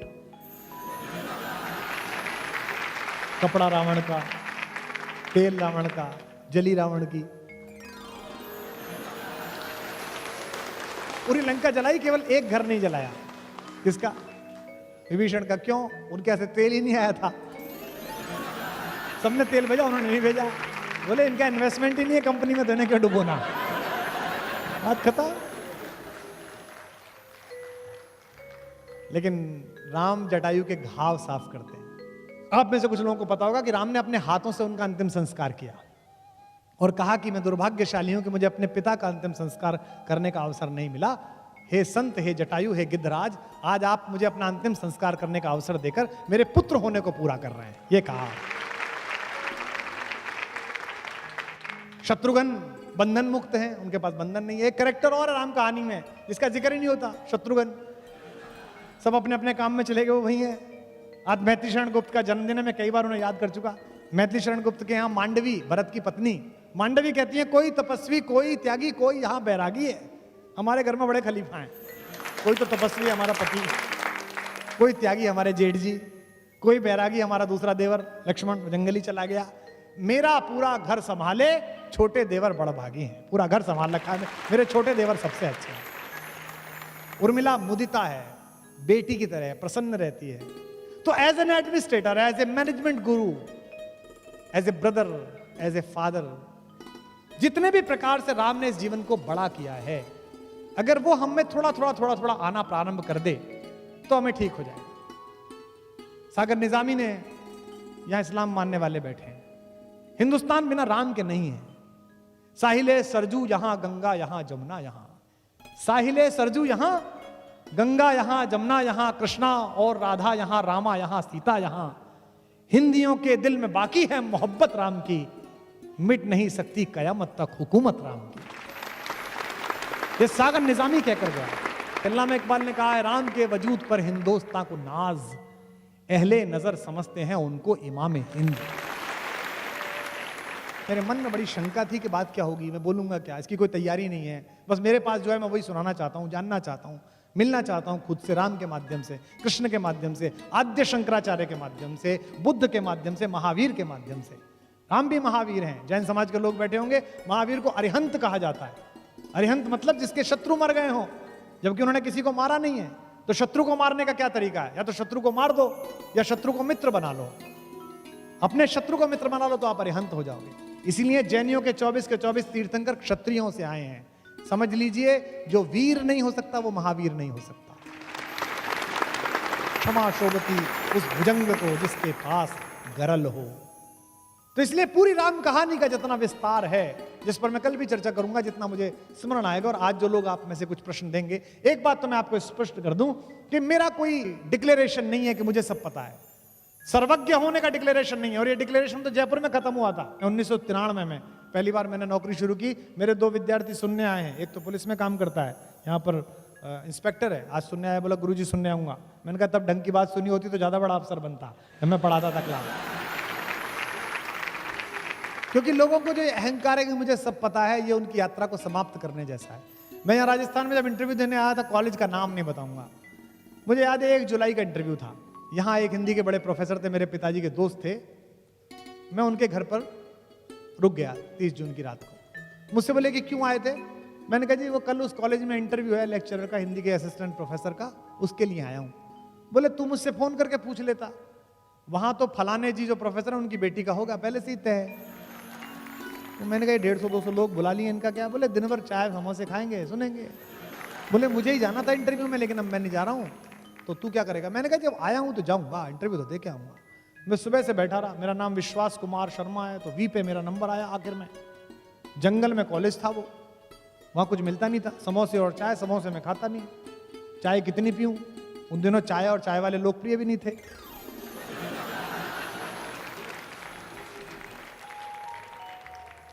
शाम तक ऊर्जा का दम निकल गया। तो राजस्थान विश्वविद्यालय की एक प्राध्यापिका थी हिंदी की, वो बैठी थी इंटरव्यू लेने के लिए। खाना पूरी हो रही थी। अब बताइए आप, एक लड़का आया बेचारा, through out first class, university topper, net clear कर रखा है, आया है। तो मैं आया, उन्होंने पहला सवाल, मेरे जीवन के साक्षात्कार का पहला सवाल। इसके बाद तो मैंने गूगल हेडक्वार्टर्स में इंटरव्यू दिए, बीबीसी में इंटरव्यू दिए, CNN में इंटरव्यू दिए, दुनिया में सबको इंटरव्यूज दिए, लेकिन वो पहला इंटरव्यू था मेरे जीवन का। उसने मुझसे पहला सवाल पूछा, कहाँ से आए हो? तो मैंने कहा कि मैडम मेरठ विश्वविद्यालय से आया हूं। तो मुझसे पहला सवाल विश्वविद्यालय में, कितने में मिलती है वहां PhD? और मैं प्रारंभ से ही अभद्र था, तो मैंने कहा आपने जितने में ली उससे सस्ती दिला देंगे।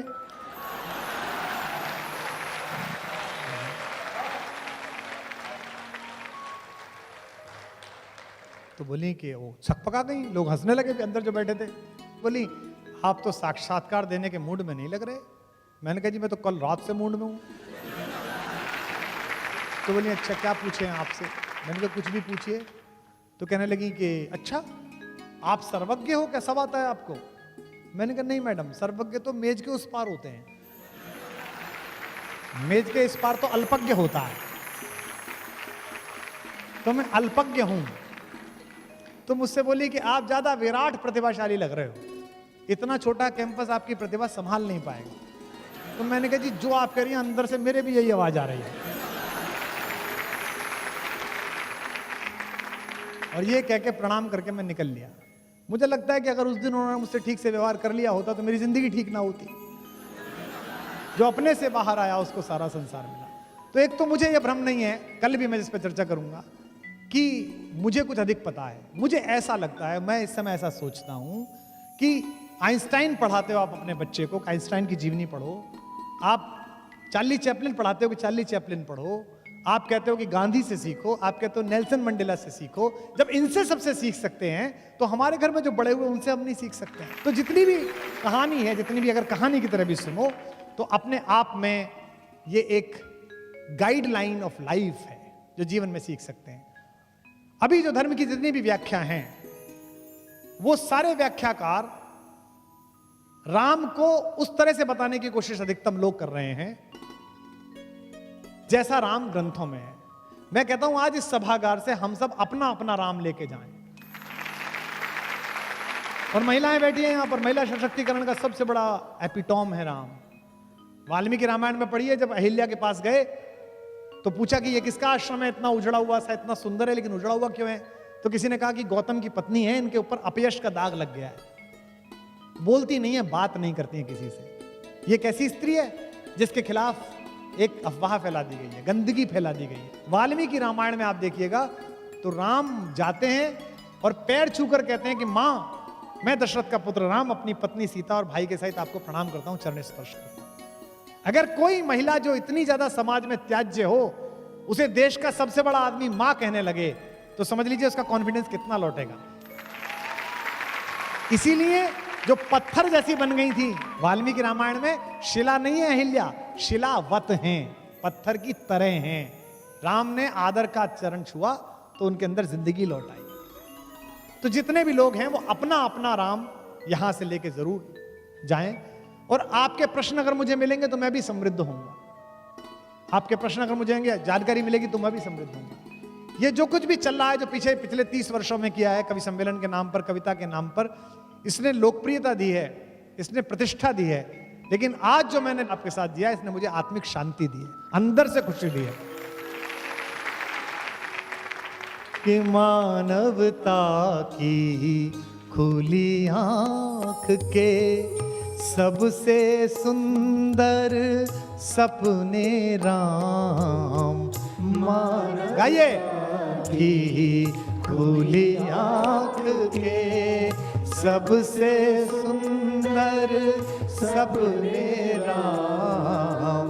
मानवता की खुली आंख के सबसे सुंदर सपने राम। जिव्या वाणी अर्थवती हो गई लगी जब जपने राम। जिव्या वाणी अर्थवती हो गई लगी जब जपने राम। मात पिता गुरु जन परिजन ने अपने अपने देखे थे। मात पिता गाइए जन ने अपने अपने देखे थे। दुनिया भर ने देखे अपने अपने अपने अपने राम। दुनिया भर ने देखे अपने अपने अपने अपने राम। आप सबका बहुत बहुत स्वागत, बहुत बहुत प्रणाम। मैंने कल के सत्र में कहा था कि अगर हर मनुष्य ये सोच ले कि सामने वाले में ईश्वर है, तो मुझे लगता है कि मुझे आपकी बजाय आपके अंदर बैठे हुए राम को प्रणाम करना चाहिए। सबसे पहले तो आभार इस बात का कि आपने कल शाम जो है मुझे सहज कर दिया। उसका सबसे बड़ा सबूत यह है कि लगभग 2000 लोगों में से 600-700 लोगों ने अपने प्रश्न लिख कर दिए। इसके दो तात्पर्य हैं। एक तात्पर्य तो कि लोग अच्छा से सुन रहे थे, तभी सवाल पैदा हुआ, और दूसरा यह कि इतने वर्ष होने के बाद, इतने सारे लोगों को सुनने के बाद, इतनी बात होने के बाद, हमारे जन जीवन में लोक आस्था के सबसे बड़े प्रतीक के बारे में इतने सवाल हैं लोगों के मन में। मुझे आश्चर्य हुआ कि 19 साल की एक लड़की का एक सवाल था, वही सवाल 82 साल के कोई सज्जन यहां आए हैं हॉल में, उनका भी सवाल था। जो मेरे हाथ लगे, मैं उनमें से कुछ सवाल लेके आया हूं। उनमें से कुछ सवाल ऐसे भी थे जो मुझे नहीं पता। और मैंने कल भी आपसे कहा था कि सर्वज्ञ होने का भ्रम परमात्मा को चुनौती देने जैसा है, और जो ईश्वर को चुनौती देता है वो बचता नहीं है। आज कुछ नए श्रोता भी आए हैं। ये किसी ने सवाल पूछा है, यहां से अधिवक्ता हैं लिखने वाली, इन्होंने कहा कि देह मृत्यु के उपरांत दान करना चाहती हूं, मगर संशय है कि जो विधान हमें सिखाया गया अगर वो पूरा नहीं हुआ अंतिम संस्कार से, तो आत्म शांति मिलेगी कि नहीं मिलेगी। मर्यादा पुरुषोत्तम राम पृथ्वी पर आए थे, आप सब जानते हैं। जितने भी पैगंबर आए हैं, जितने भी ईश्वर के संदेश देने वाले लोग आए हैं, वो मनुष्य का शरीर धर के आए हैं। और राम ने अपने शरीर को अग्नि के हवाले नहीं किया था, राम ने सरयू के जल में स्वयं को समाहित किया था। तो अगर जीते जी आपने वो कर लिया है जो मरने के बाद मिलेगा, मरने के बाद क्या मिलेगा कि आपने इतने लोगों का भला किया इसलिए आपको स्वर्ग अलॉट होगा। और अगर आपकी आंखों ने किसी अंधे को दृष्टि दे दी है तो आपको यहीं स्वर्ग अलॉट होगा। और जिस भी बहन ने ये मुझे लिखा है, मैं उसकी सूचना के लिए बता दूं कि मैं पिछले वर्ष स्वयं देहदान कर चुका हूं। आपका जन्म महत्वपूर्ण नहीं है, आपकी मृत्यु महत्वपूर्ण है। यह सोचकर देखिए कि आज अगर मैं ना रहूं तो मेरे बारे में लोग क्या सोचेंगे। आद्य शंकराचार्य तो 40 पूरी नहीं कर पाए, उसके बाद सनातन धर्म को जिंदा कर दिया। दशमेश पिता गुरु गोविंद सिंह के पुत्र बैठे हैं यहां पर पगड़ी वाले, उनको भी पूरी आयु नहीं मिली, लेकिन आज तक उनके नाम पर पूरी दुनिया में लोग बाग अपने संकल्प की शपथ लेते हैं। 80 साल की, 82 साल की, 90 साल की निरर्थक जीवन से 23 साल का भगत सिंह का जीवन ज्यादा प्रासंगिक है, ज्यादा महत्वपूर्ण है।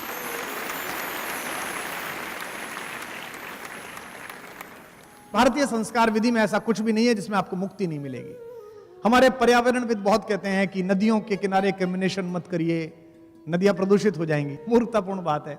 भारतीय संस्कार विधि में ऐसी कोई चीज ही नहीं है मनुष्य के जलाने में जिससे नदी प्रदूषित हो। आप सबने संस्कार देखे होंगे, मखाने हैं, कील है, गोला है, लकड़ी है, फूल है, स्वयं उसका शरीर है। ये सब, ये इको डाइवर्सिटी के ऐसे एलिमेंट्स हैं जो डिसॉल्व होते हैं, जो जरूरी है नदी के लिए। लेकिन नदियों के किनारे जो आपने कूड़ा फेंकने के संयंत्र लगाए हैं करप्शन से, दलाली खा खा के, वो गंगा और यमुना को, चंबल को अपवित्र कर रहे हैं। तो नदियां क्रिमिनेशन से खराब नहीं होती, आपके करप्शन से खराब होती हैं। एक दूसरे मित्र हैं, राज्य सरकार कर्मचारी हैं, इन्होंने बताया कि राम के पथ पर चलने के लिए खुद से बाहर कैसे निकलना होगा। आपने कहा खुद से बाहर निकलना एक सामान्य बात है। आप कभी कार में बैठिएगा और ऊंची कार में बैठिएगा तो जो पहली दूसरी बार में लंबा सफर करते हैं उनको असहजता होती है। कभी कुछ लोग ट्रक में बैठेंगे, मैंने यात्राएं की हैं ट्रक में कई बार जब बस नहीं मिलती थी, कभी सम्मेलन में जाना है, रात को कुछ मिला नहीं तो ट्रक वाले को हाथ दिया, ट्रक में चले गए। तो ट्रक में जब आदमी पहली बार बैठता है उसे बहुत असहज लगता है। डबल डेकर बस में अगर आप बैठे हो, कभी लंदन में चलती हैं, तो बहुत ही असहज लगता है। यानी कि ऊंचाई पर जाते जाते धीमे धीमे चीजें आपके लिए विस्तृत होनी शुरू हो जाती हैं। जब आप 19वीं मंजिल पर होते हैं तो आपको ज्यादा दिख रहा होता है। जितनी भी बड़ी बिल्डिंग्स है उनकी सबसे ऊपर छत पे जाकर आपको एरियल व्यू दिखाई देता है, और जब आप आसमान में पहुंचते हैं तो ज्यादा अच्छा दिखाई देता है। तो जितने आप ऊपर उठते हैं उतनी आपको चीजें छोटी लगने लगती हैं। अपने से बाहर आना ऐसा है जैसे राम अपने से बाहर आए। राम ने जिस दिन अयोध्या की सीमा छोड़ी उस दिन उन्होंने अपनी निजता की सीमा छोड़ दी। उस दिन वो ये भूल गए कि मैं इक्ष्वाकु वंश का राजकुमार हूं। उस दिन वो भूल गए कि मैं पृथ्वी के सबसे बड़े चेतना संपन्न समूह का अधिकारी हूं। इसलिए उन्हें सुग्रीव को गले लगाने में दिक्कत नहीं हुई, इसलिए उन्हें हनुमान से लाड़ करने में दिक्कत नहीं हुई। ये अंदर साम्यवाद पैदा करना, ये समाजवाद पैदा करना, यही अपने से बाहर आने की प्रक्रिया है, यही खुद से बाहर निकलने का सोपान है। एक बड़ी भावुक सी चिट्ठी है, इसका नाम पढ़ना ठीक नहीं है। कल मैं घर जाऊं, मेरी मां मुझसे पूछे, मेरे पिता मुझसे पूछे कैसा रहा, तो मैं ये वाली चिट्ठी दिखाऊंगा कि ऐसा रहा। इन 2000 लोगों से ये मुझे पद्मश्री, पद्म भूषण, भारत रत्न एक साथ मिला आज का।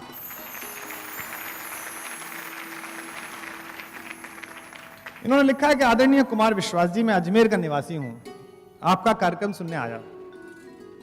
मेरे बड़े भाई साहब जूनागढ़ में रहते हैं। दोनों के बीच में संपत्ति को लेकर 40 वर्षों से विवाद चल रहा था। आज आपका संवाद सुनने के बाद मैंने तय किया कि रविवार का कार्यक्रम सुनने के बाद मैं अपने भाई साहब के पास जाऊंगा, उनसे क्षमा मांगूंगा और जिस तरह वो कहेंगे उसी तरह का आचरण करूंगा।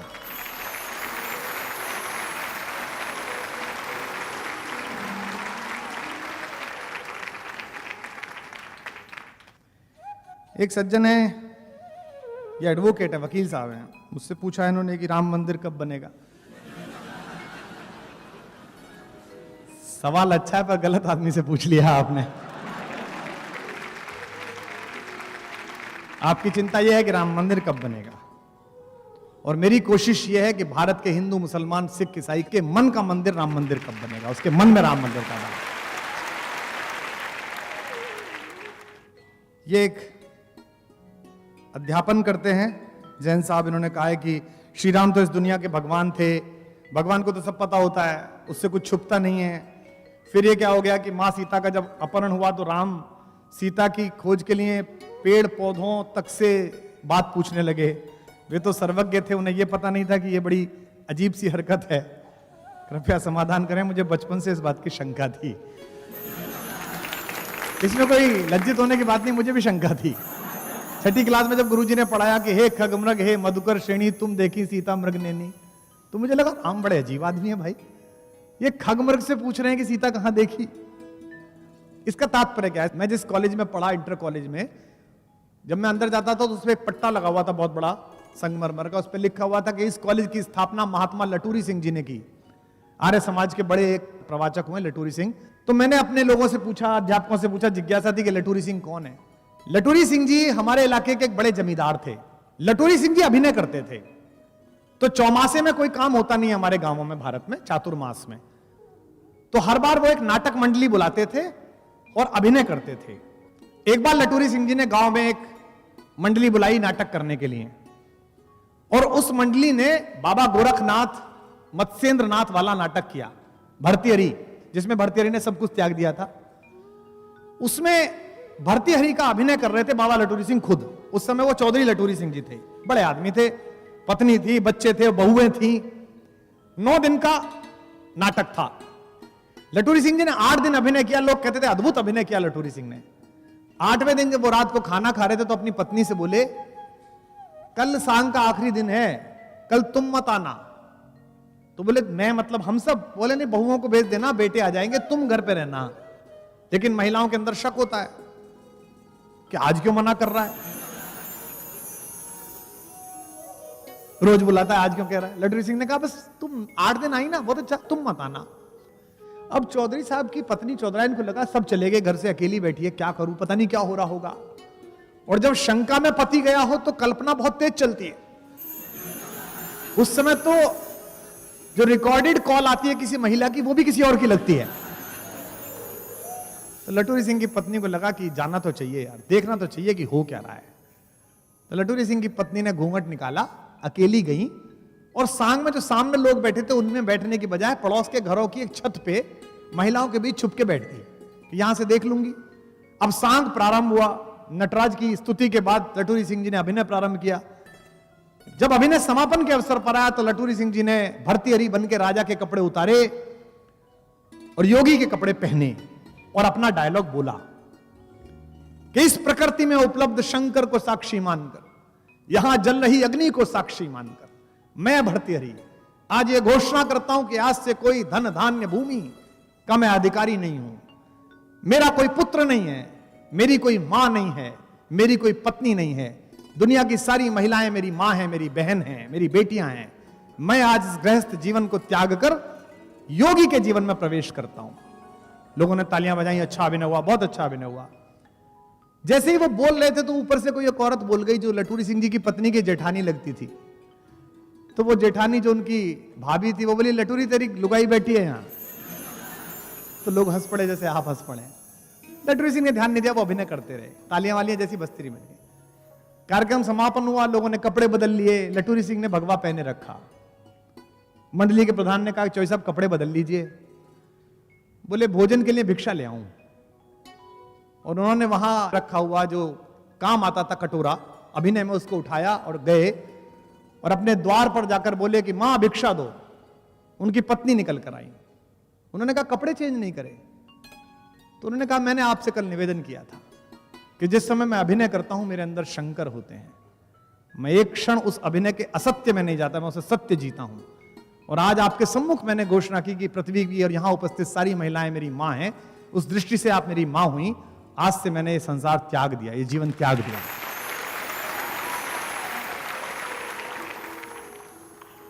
उनकी पत्नी रोने लगी, बेटे आ गए, बहुएं आ गई, पापा जी मान जाइए, पिताजी मान जाइए, अंदर आ जाइए। उन्होंने कहा नहीं आप लोग बहुत अच्छे हैं, जीवन चलाइए, मैं तो भिक्षा मांगने आया था, दूसरे गांव जाऊंगा। लटूरी सिंह संन्यास्त हो गए और पश्चिमी उत्तर प्रदेश के मेरठ, मुजफ्फरनगर, सहारनपुर, गाजियाबाद, बुलंदशहर जिले में लगभग 40 कॉलेज ऐसे हैं जिनमें ITI हैं, जिनमें मेडिकल कॉलेज हैं, 12वीं का स्कूल है, इंजीनियरिंग कॉलेज है, डिग्री कॉलेज है, जो महात्मा लटूरी सिंह के स्थापित किए हुए हैं। पूरे जीवन उन्होंने स्कूल खोले, मैं वहीं से पढ़ता। अगर लटूरी सिंह एक अभिनय जीने के लिए 1 घंटे में इतने प्रकृतिस्थ हो सकते थे कि उन्होंने अपना जीवन त्याग दिया, तो राम जो विष्णु की 8 कलाओं से युक्त होकर पृथ्वी पर आए हैं, वो इस मनुष्य जीवन के अभिनय को जीने के लिए इतने आत्मीय तो हो ही सकते थे कि पशु पक्षी से रोकर पूछे कि मेरी पत्नी कहां है, मुझे कहां जाना चाहिए। शिक्षक हैं मीणा साहब, इन्होंने लिखा है कि आपने श्री राम से प्रभावित होकर अपने अपने राम प्रोग्राम कराया, बहुत अच्छा है। क्या भविष्य में राष्ट्रीय अंतर्राष्ट्रीय स्तर पर इसी प्रोग्राम की तर्ज पर अपने अपने राम, अपने अपने रहीम, अपने अपने बौद्ध, अपने अपने ईसा मसीह, अपने अपने महावीर जैसा सर्वधर्म प्रोग्राम होगा? क्या आदिवासियों के लिए भी कोई प्रोग्राम होगा? अगर आदिवासी नहीं होंगे, वंचित नहीं होंगे, दलित नहीं होंगे तो राम भी नहीं होंगे। राम की पूरी यात्रा उन्हीं से है, राम उन्हीं के बनाए हुए हैं। तो मुझे लगता है कि पहला चरण है, इसे पढ़कर मैं बहुत हंसा। ये आर्य साहब हैं, कितने भोले हैं। देखिए, मैं एक व्यवसायी हूं, व्यवसाय में रोज 50 बार झूठ बोलता हूं। अपने राम को जीवन में उतारने की चेष्टा करता हूं, पर कर्म क्षेत्र में अपने आप को अलग कर पाना कठिन महसूस होता है, असहाय महसूस करता हूं। मार्गदर्शन करिएगा। बहुत मुश्किल काम है जी, आपने सवाल पूछा है, मुझ पे भी अभी नहीं सधा, कोशिश में हूं। लेकिन एक बात मैं आपको बता दूं, थोड़ा मुश्किल लगता है, एक बार कर लो फिर मुश्किल नहीं लगता।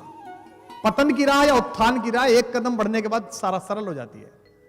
पतितों की भी राह आसान हो जाती है। जैसे एक क्षण के 100वें हिस्से में आपको निर्णय लेना पड़ता है, और एक बार आप वो कठोर होकर निर्णय ले लो तो उसके बाद सब सही हो जाता है। मैंने जीवन में 2-4 विपत्तियां देखी हैं जिन्हें तात्कालिक रूप से सांसारिक विपत्ति कहा गया, लेकिन एक क्षण के 100वें हिस्से में मैंने खुद से बात की। और ये 100वां हिस्सा कौन सा है? ये 100वां हिस्सा वो है कि अंधेरे कक्ष में दशरथ ने बुलाकर राम से कहा कि बेटा कल राज्याभिषेक नहीं होगा, अपनी पत्नी से कहो कपड़े बदले और तुम सुबह जाओ। ये सेकंड का 100वां हिस्सा है। एक क्षण में राम ने तय किया जो पिता कह रहे हैं वही करना है। यह सारा संघर्ष प्राप्त और पर्याप्त के बीच का संघर्ष है। जो हमारे पास प्राप्त है, अगर वो हम पर्याप्त मान लें तो संघर्ष समाप्त हो जाएगा।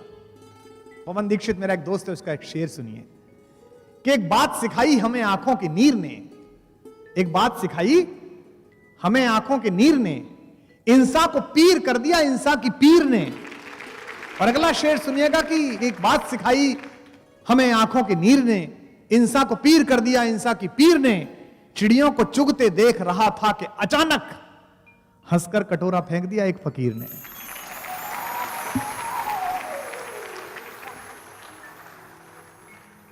फकीर ने कहा इसकी भी क्या जरूरत है, अब इसके भी क्या आवश्यकता है जब कुछ नहीं है।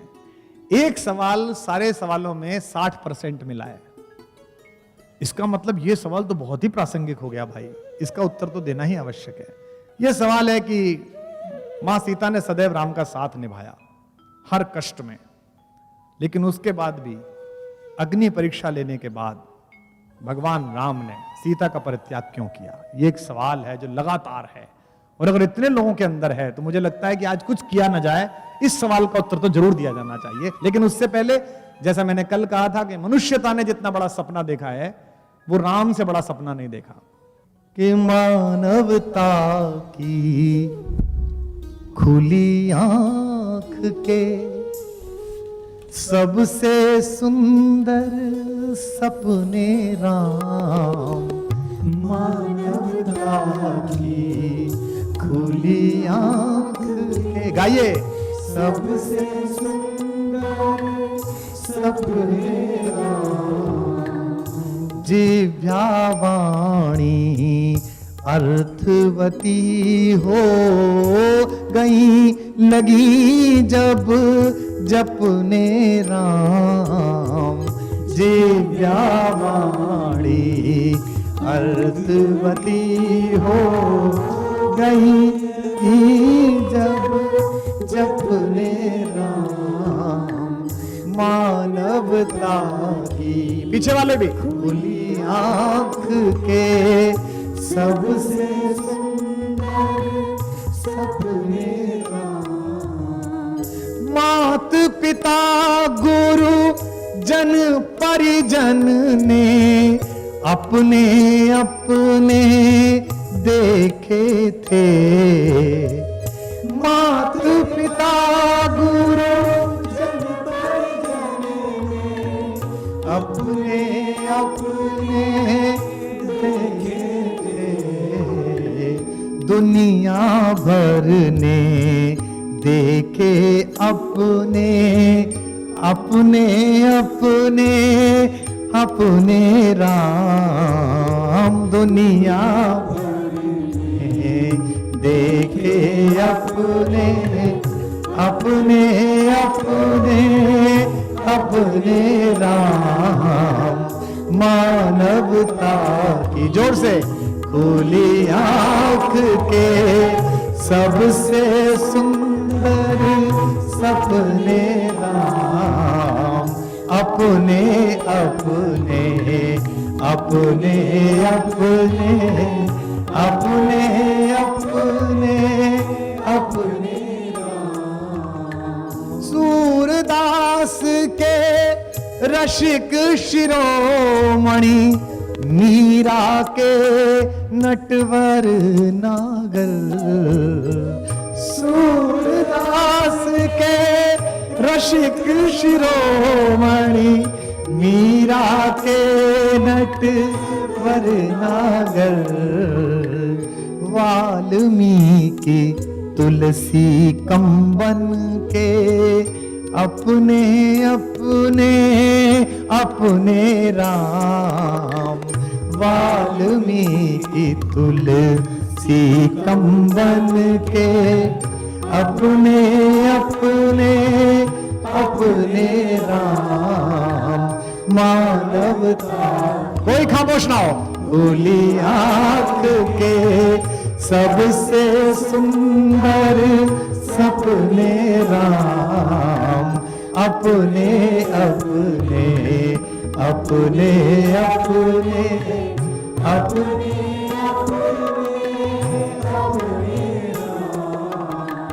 मंगल भवन मंगल हारी।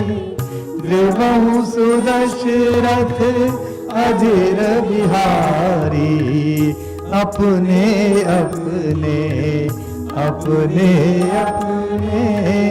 अपने अपने अपने राम। मानवता की खुली आँखें।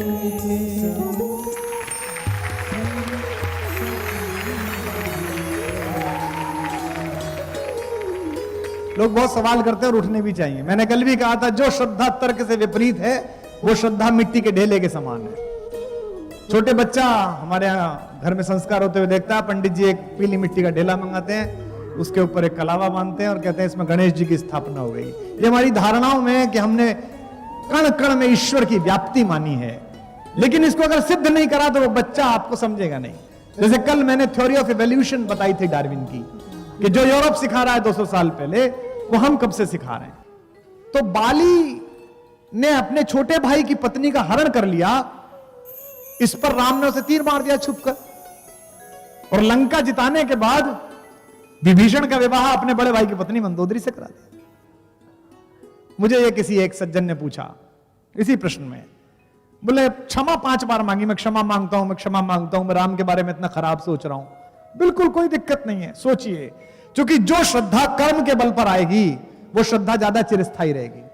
राम ने तो प्रकृति पैदा की है, तो राम सबके दुख से इसलिए सहजता से मिल पाते हैं। प्रश्न वही खड़ा है कि बाली को तो मार दिया, विभीषण की शादी क्यों कर दी? इसे कहते हैं संस्कृतियों का सम्मान करना। भारत की संस्कृति में, आदिवासी संस्कृति में यह जायज नहीं कि आप अपने बड़े भाई की, छोटे भाई की पत्नी के साथ अत्याचार कर लें। इसलिए कि बाली को मारते समय बाली को कहा भी कि अनुज वधु भगिनी सुतनारी 69 कन्या समेचार, इसलिए मारा तुझे मैंने। लेकिन जिस संस्कृति में वहां वो गए थे वहां ये जायज था, वहां आराम से संभव होता था। विपरीत संस्कृति को आदर देने वाला ही राम का सच्चा अनुयायी बन सकता है। मैं एक दिन अपने घर में चर्चा कर रहा था, तो मैंने कहा कि भरत मिलने के लिए गए तो बहुत सारा सामान लेके गए। उन्हें पता था कि भैया जहां जाएंगे वहां महफिल लगा लेंगे। हमारे स्टाफ में एक बालक है जो टीम में बच्चे काम कर रहे हैं, वो मछली खाता है। तो मछली उनके सामान्य है, मछली खाता है वो। तो मैं बात कर रहा था, उसने वही सवाल पकड़ लिया, एकदम पकड़ लिया। मैं पढ़ रहा था कि भरत पहुंचे तो वर्णन करा तुलसी ने कि मीन पीन पाठीन पुराना भरी भरी भार का हारिन लाना। तो उसने मुझसे कहा 1 सेकंड सर, इसमें जो मीन है वो क्या है? मैंने कहा वही जो तू समझ रहा है वही। तो बोला राम के लिए भरत मीन लाए, मछली लाए। मैंने कहा नहीं नहीं, मछली राम के लिए नहीं लाए, उनको पता है कि जहां रह रहे हैं वहां लोग मछली भी खाते होंगे। तो ये जो संस्कृतियों को साथ लेने की कल्चर है, ये जो एक साथ लेने की कल्चर है, ये राम ने सिखाई है। मेरी और आपकी जिम्मेदारी है इस हॉल में बैठे हुए लोगों की, हम सबको आदर दें। आज आपके अखबार ने खबर छापी, सारे अखबारों ने खबर छापी। एक अखबार की खबर पढ़ के मन में बड़ा अजीब सा हुआ, लगा कि ये बहस बदलनी चाहिए। खबर में लिखा हुआ था कि कुमार विश्वास को सुनने मुसलमान और सिख भारी संख्या में आए। कहने को अच्छी लग सकती है, लेकिन ये बड़ी बुरी बात है। हम कोशिश करें कि अगले 10 वर्ष में, 15 वर्ष में इस देश में खबर यह हो कि फला शहर में, जयपुर में, जोधपुर में राम पर बात हुई, और पता नहीं ऐसी क्या बात होगी कि मुसलमान क्यों नहीं आए, जबकि उन्हें आना चाहिए था। राम तो उनका भी है। सिख क्यों नहीं आए, उन्हें आना चाहिए था। खबर यह हो कि हम दशमेश गुरु गोविंद सिंह जी से लेकर पीछे तक गुरु नानक देव जी तक की परंपरा पर एक दिन बात करूं मैं किसी दिन। सिख धर्म के इतिहास, बलिदान, उसकी गौरवशाली परंपरा पर बात करूं और भास्कर को कोने में यह छापना पड़े कि इस पर विचार करना पड़ेगा ऐसा क्या हो गया कि पूरी महफिल में केवल सिख आए, हिंदू नहीं आए, मुसलमान नहीं आए। जिस दिन आप यह कर लेंगे, आपके किसी विपरीत दूसरे धर्म जो कोई और है उसके किसी आइकन पर चर्चा चल रही है और उसमें सारे हिंदुस्तानी, सारे मानवता के लोग बैठे हैं, उस दिन आप मान लेंगे कि राम सिर्फ आपका नहीं है, वो घट घट का है, एक एक व्यक्ति का है। राम पर बहुत लोगों ने कविताएं लिखी हैं। मैंने राम पर जो सर्वश्रेष्ठ कविता सुनी है वो उर्दू के एक शायर की है, शमशी मीनाई की। मैं राम पर लिखूं, मेरी हिम्मत नहीं है कुछ, तुलसी ने वाल्मीकि ने छोड़ा नहीं है कुछ। फिर ऐसा कोई खास कलमवर नहीं हूं मैं कोई वाल्मीकि तुलसी थोड़ी हूं। मैं राम पर लिखूं, मेरी हिम्मत नहीं है कुछ, तुलसी ने वाल्मीकि ने छोड़ा नहीं है कुछ। फिर ऐसा कोई खास कलमवर नहीं हूं मैं, लेकिन वतन की खाक से बाहर नहीं हूं मैं। यहीं से कल संवाद शुरू हुआ था। ईश्वर अपनी सर्वश्रेष्ठ संभावनाओं के साथ पृथ्वी पर उतरा। कभी राम बनकर उतरा, कभी सल्लल्लाहु अलैहि वसल्लम हुजूर के रूप में उतरा, कभी कृष्ण के रूप में उतरा। कितने अवतार हुए, कितने पैगंबर आए, तू न आया तेरे पैगाम बराबर आए। ईश्वर हर बार उतरा और हमने हर बार उसे मंदिर में कैद कर दिया। अपने बच्चों से आप बोलिए कि तुम्हारी उम्र में मैं ये करता था, तो कहेंगे दैट वाज अनदर टाइम, वो अलग समय था। हम संघर्ष से बचना चाहते हैं। मेरे पिता का संघर्ष मुझसे भारी था। मेरे पिता 11 किलोमीटर चल के पढ़ने जाते थे, मैं बस पकड़ के गया, मेरी बेटी कार में जाती है। और हमारे बच्चों के संघर्ष की स्थिति यह हो गई है कि अगर बस जो लेने आती है स्कूल की, अगर वो 200 मीटर दूर है तो वो शाम को कई बार कहते हैं कि लाइफ में बड़ा स्ट्रगल है। कहते हैं ना, अगर स्ट्रगल जानना है कि स्ट्रगल किसे कहते हैं और उसके लिए आपके अंदर की एक कंटिन्यूटी अगर आपको चाहिए, अगर आपको यूरेनियम चाहिए, तो आप राम से सीखिए। 15 वर्ष की आयु में चले गए थे राम विश्वामित्र के साथ। उन 16 वर्ष पर मांग लिया था वाल्मीकि रामायण में।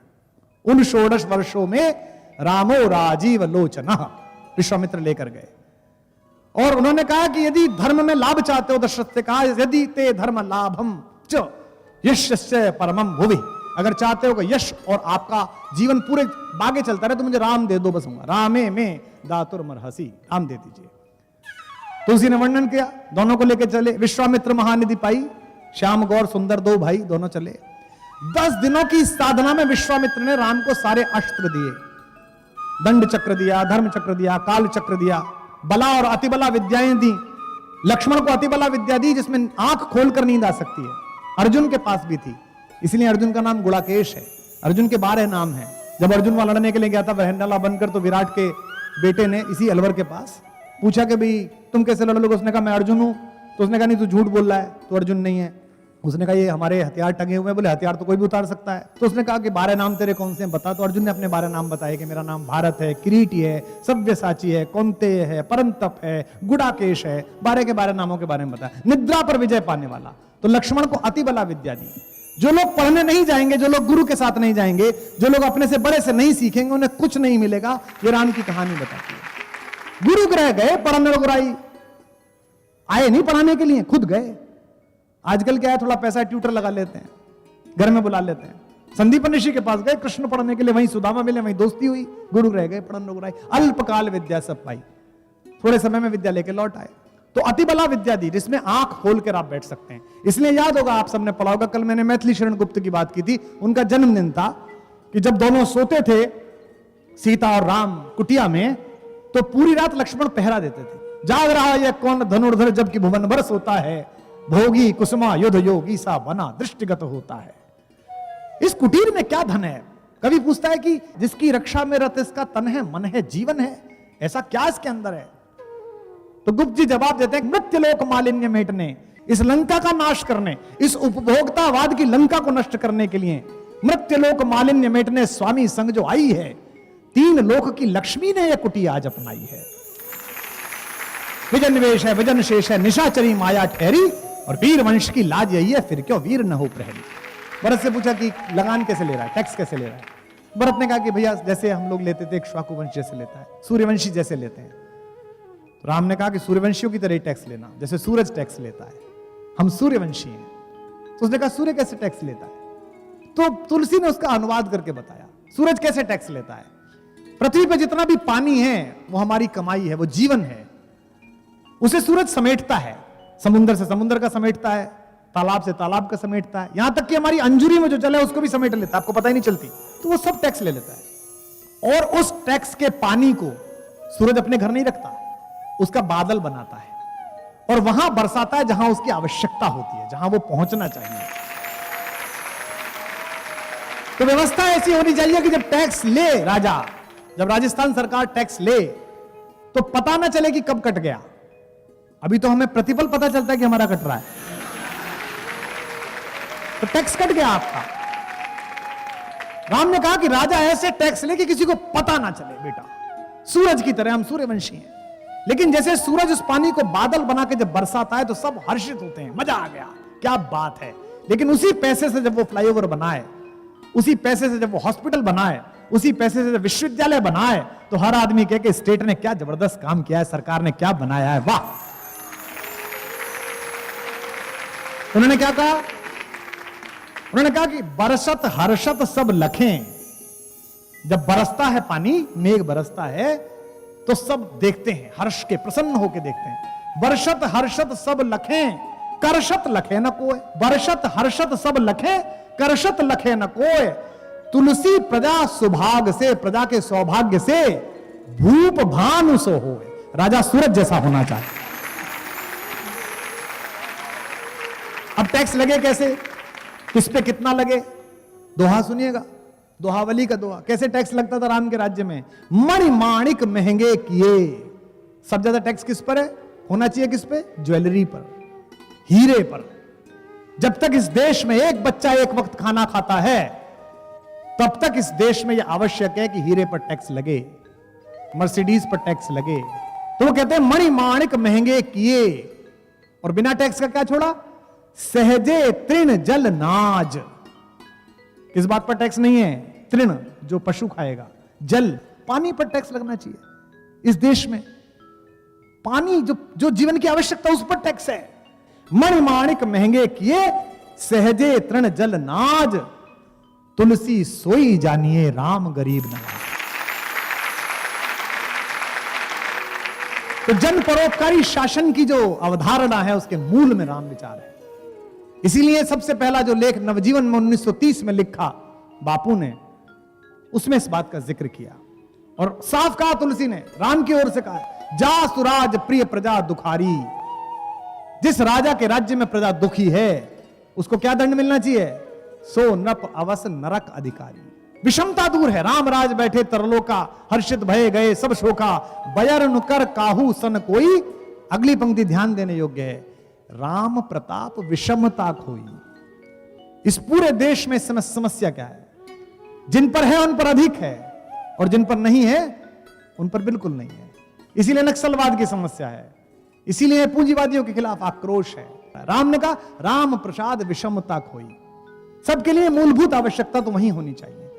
भारत का संविधान 1947 के बाद जब 1950 में अंगीकृत किया गया, भारत के संविधान की जो पहली कॉपी है, जिस पर पूज्य बाबा साहब भीमराव अंबेडकर के हस्ताक्षर हैं, पूरी संविधान निर्मात्री सभा के हस्ताक्षर हैं, उसके सबसे ऊपर कवर पर लिखा हुआ है कॉन्स्टिट्यूशन ऑफ इंडिया, भारत का संविधान, और नीचे राम दरबार का चित्र बना हुआ है, राम बैठे हुए हैं इस पर।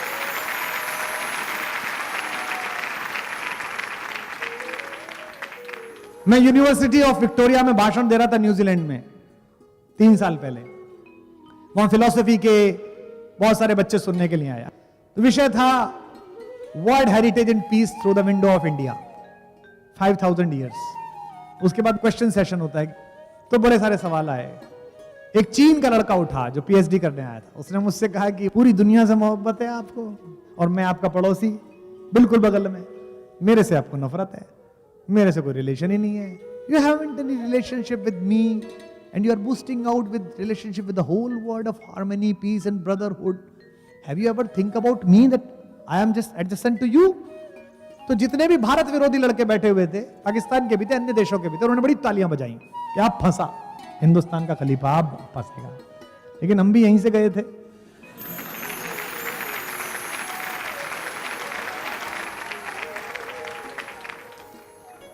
बोला दुनिया को ब्रदरहुड सिखा रहे हो, और मैं तुम्हारा पड़ोसी हूं, मेरे साथ तुम्हारे ब्रदरहुड के रिलेशन नहीं है। तो मैंने जवाब दिया, मैंने कहा बेटा ऐसा है, if you want to greet me as a seller, I am a buyer for you. अगर विक्रेता की तरह मेरे दरवाजे पे तू आता है तो मैं खरीदार हूं, मोल लगाऊंगा। And if you greet my door as a son of Buddha, I will greet you as a brother, मैं भाई की तरह मिलूंगा। हनुमान बल हैं, प्रकृति के पुत्र हैं, सूर्य का ताप है, पवन की शांति है, सोने के किले में जाते हैं लेकिन रहते नहीं हैं। हनुमान नॉन रिटर्निंग इंडियंस नहीं है। उनसे पूछिए, कई बार हमारे कई साथी वहां रहते हैं कि क्यों नहीं आते, क्वालिटी ऑफ लाइफ बहुत अच्छी है। तो हनुमान लंका में रह नहीं रहे, गए, देख के काम करके लौट आए। उन्हें पता है कि सोने के लालच में फंसे तो दुनिया से कट जाएंगे, जो लंका कटी। बीवी की नहीं सुनोगे, जैसे मंदोदरी की नहीं सुनी। आपको पता है मंदोदरी की नहीं सुनी? पंचकन्याओं में पूजित है मंदोदरी, हमारे गांव के पास की है, हमारी मां है, मेरठ की है। मय नामक राजा की बेटी थी, मयराष्ट्र, मेरठ, वहां से आई थी। उन्होंने रावण को बहुत समझाया। रावण रोता था शयन कक्ष में जाके कि सीता मेरी तरफ देखती नहीं है। एक गुजराती में कहानी आती है, मंदोदरी ने कहा कि पति को देखा नहीं क्या रोते हो। उसने कहा ठीक है, तुम तो मायावी हो, वो तुम्हें रावण समझती है। ऐसा करना, कल चुपके से राम का वेश बन के चला जाना और उससे कहना कि मैं राम आ गया हूं, वो तुम्हारे गले मिलेगी, तुम्हारे साथ रह लेगी, तुम्हारी इच्छा पूरी हो जाएगी। इस पर रावण और रोया। मंदोदरी ने कहा अब क्या हुआ? उसने कहा मैंने 2-3 बार ये प्रयास किया कि मैं राम का वेश धारण करूं, लेकिन मैं जैसे ही राम का वेश धारण करता हूं, मुझे तुम्हारे अतिरिक्त दुनिया की हर स्त्री अपनी मां, अपनी बहन, अपनी बेटी नजर आने लगती।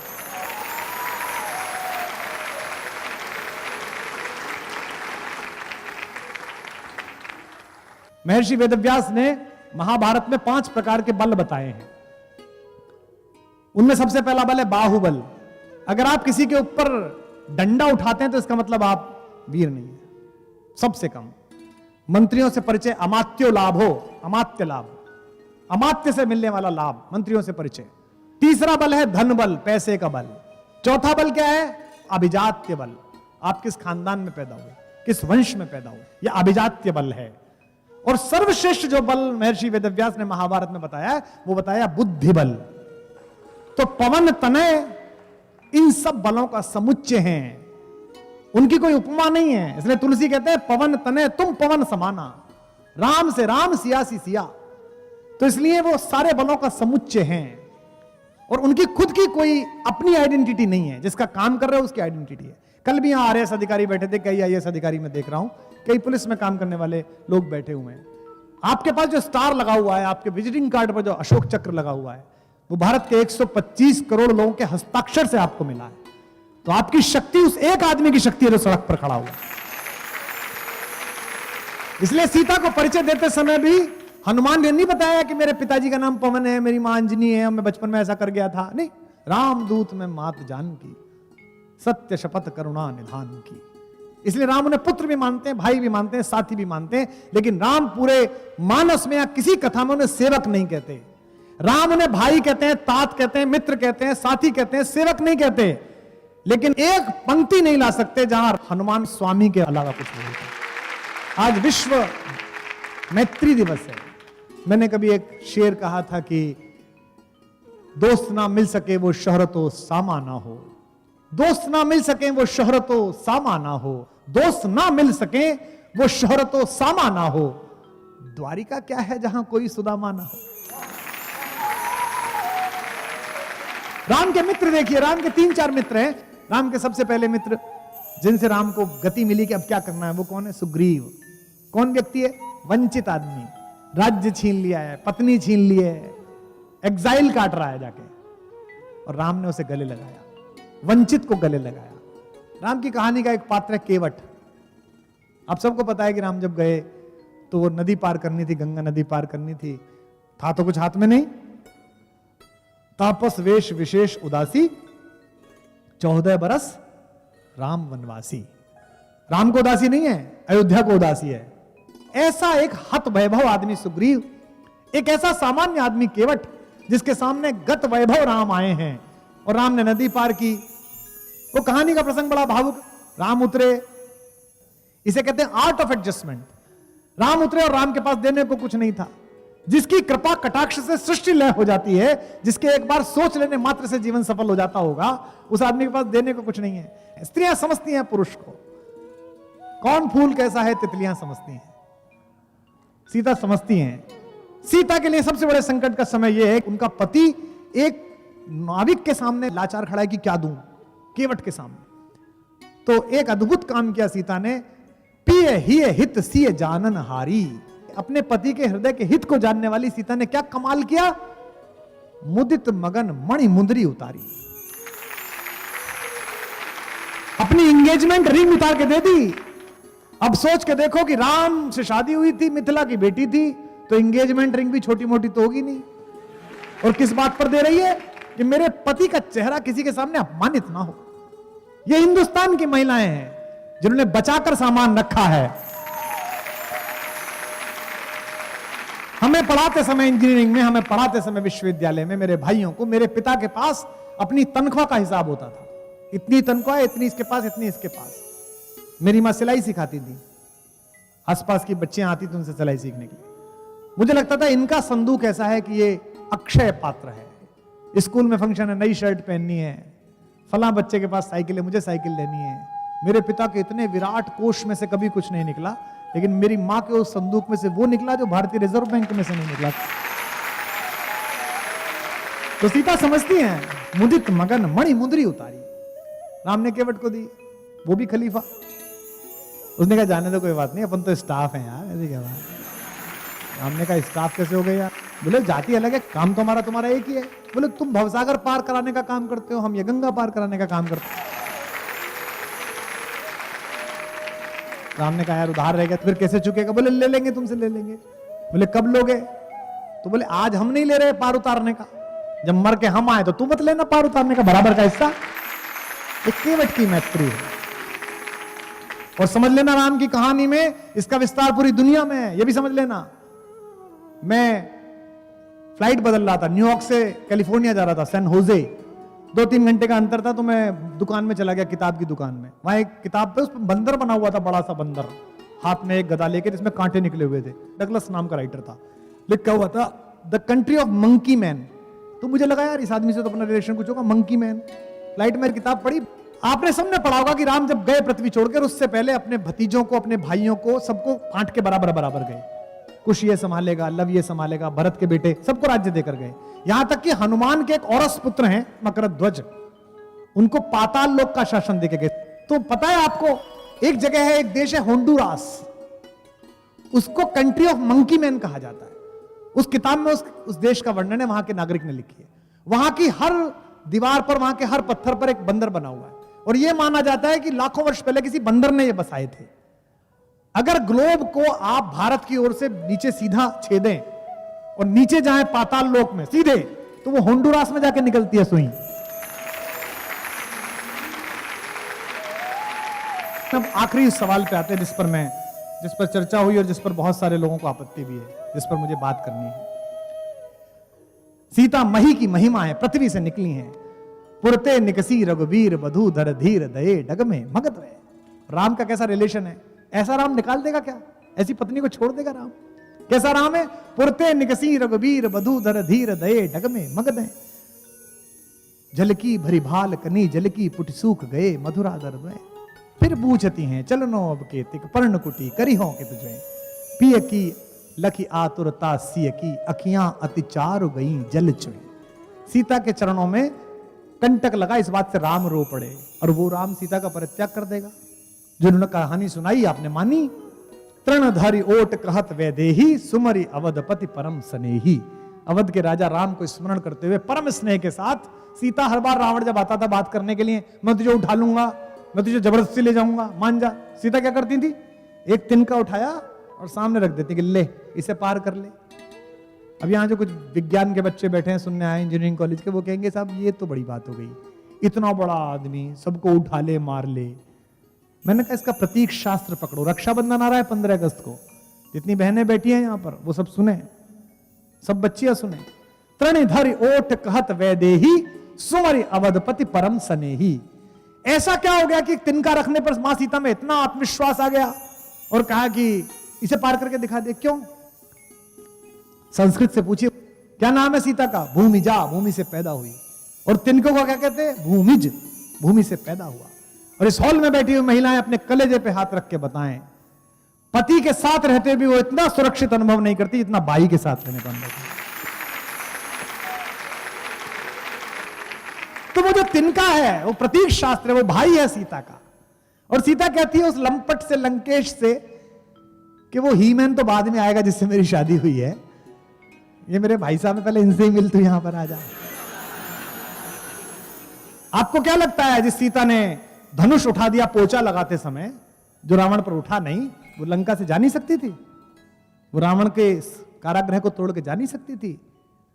सीता की अशोक वाटिका में जो कारावास है वो हमारे देश की शांति का नैतिक सत्याग्रह है, सिविल डिसोबीडियंस। वो वहां पर बैठी हैं। सीता बंधन में है, बाध्य नहीं है।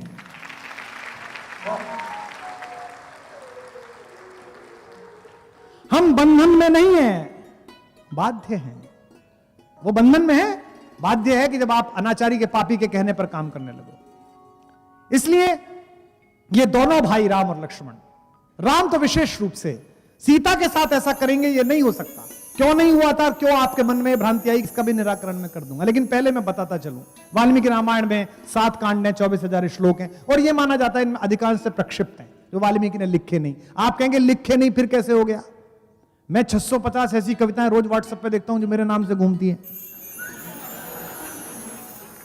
कुछ भी कूड़ा लिखो, नीचे गालिब लिख दो, कुछ भी कूड़ा लिखो, नीचे महादेव वर्मा लिख दो, और उसे व्हाट्सएप पे वायरल कर दो, फैल गया। व्हाट्सएप एक विश्वविद्यालय है जहां से ग्रेजुएट होने के लिए अकल से पैदल होने के अतिरिक्त कोई आवश्यकता नहीं है योग्यता के आपके पास।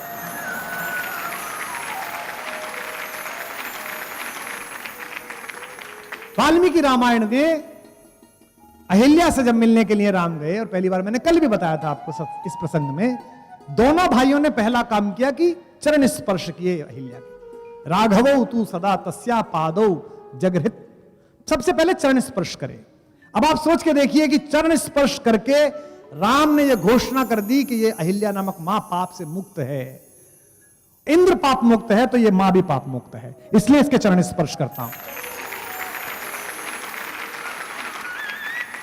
बाली का वध करते हैं रूमा के अपहरण के कारण।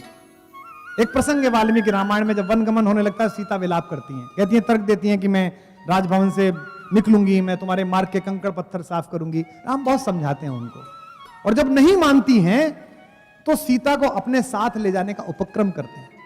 और ऐसा कहते हुए जो श्लोक आता है, ऐसा कहते हुए जो टिप्पणी आती है, उसमें राम ये कहते हैं कि वन छोड़ो, मेरे लिए तो स्वर्ग भी तेरे साथ जाए बिना संभव नहीं है। ऐसा कहने वाला राम क्या सीता का निर्वासन कर सकता है? फिर यह हुआ क्यों? जो उत्तरकांड बाद में जोड़ा गया वाल्मीकि रामायण में, वो महर्षि वाल्मीकि की कृति ही नहीं है। राम की महिमा को भंग करने के लिए ऐसी योजना बनाई गई कि उसमें 2 बातें ऐसी जोड़ी गई, 4 बातें ऐसी जोड़ी गई, शंभूक वध से लेकर सीता परित्याग तक, जिसमें शंका पैदा हो। और उत्तरकांड पर मैं अलग से किसी दिन बोलूंगा। उत्तरकांड में ऐसी 100 बातें हैं जिनको देख के आपको पता चलेगा कि ये अलग से जुड़ा है। आप देखिएगा कि जब वनवास हो रहा है, वनगमन हो रहा है, तो सीता को, राम को लाके कैकेयी ने कौपीन दिए हैं, वस्त्र। काशी में रहने वाला रेशम का कौपीन पहनता है। मरणम मंगलम यत्र विभूतिश्च विभूषणम, कौपीनम यत्र कौशेयम सा काशी केन मीयते, ऐसी काशी। तो सीता के हाथ में तपस्वी का वस्त्र दिया, तो वशिष्ठ नाराज हो गए। वशिष्ठ ने कहा, वनवास राम का हुआ है, इसे क्यों दे रही हो? लेकिन जब कुटिलता छाती है तो आप चाहते हैं कि सामने वाला का और उत्पीड़न हो। तो गुरु वशिष्ठ ने फटकारा, सीता ने वस्त्र ले लिए, लेकिन सीता को पहनना नहीं आता वस्त्र। आप सोचिए, पूरी सभा है, माँ है, भाई है, बहन, सब खड़े हुए हैं, गुरु वशिष्ठ खड़े हुए, पूरा दरबार खड़ा हुआ है, और उनको वस्त्र दिए गए कि पहन ले, पहनना नहीं आता। इस पे जो अगली टिप्पणी है उस पर आप राम के समर्थन में खड़े हो कि अप्रवाद है, झूठ है जो फैलाया गया। तो उस महफिल में राम ने वो काम किया जो प्रेम करने वाला पति कर सकता है। वो स्वयं आगे बढ़े और उन्होंने सीता को अपने हाथ से वस्त्र पहनाया। तस्यास्तत् क्षिप्रमागत्य रामो धर्मव्रता वरः चीरम बबंधम सीताया कौशेयस्य ऊपरी स्वयं। सीता को स्वयं वस्त्र पहनाया। जो आदमी अपनी पत्नी के सार्वजनिक अपमान को अपनी छाती पर झेलता हो, वो अपनी पत्नी को किसी के कहने पर जंगल भेज देगा? कैसी मूर्खतापूर्ण बात है। अग्नि परीक्षा के बारे में लोग बात कहते हैं। राम ने विभीषण से कहा युद्ध जीतने के बाद कि जाओ मेरी पत्नी को नहला धुलाकर स्वच्छ वस्त्र पहनाकर लेके आओ। सीता ने कहा कि मैं बिना स्नान के पति का दर्शन करना चाहती हूँ। विभीषण ने कहा कि प्रभु ने तो आज्ञा दी है कि आप स्नान कर लें और कपड़े पहन लें। नए कपड़े दे दिए गए, पालकी मंगवा दी गई, सीता पहुंची। जब सीता को उन्होंने देखा तो उनका मुख म्लान हो गया।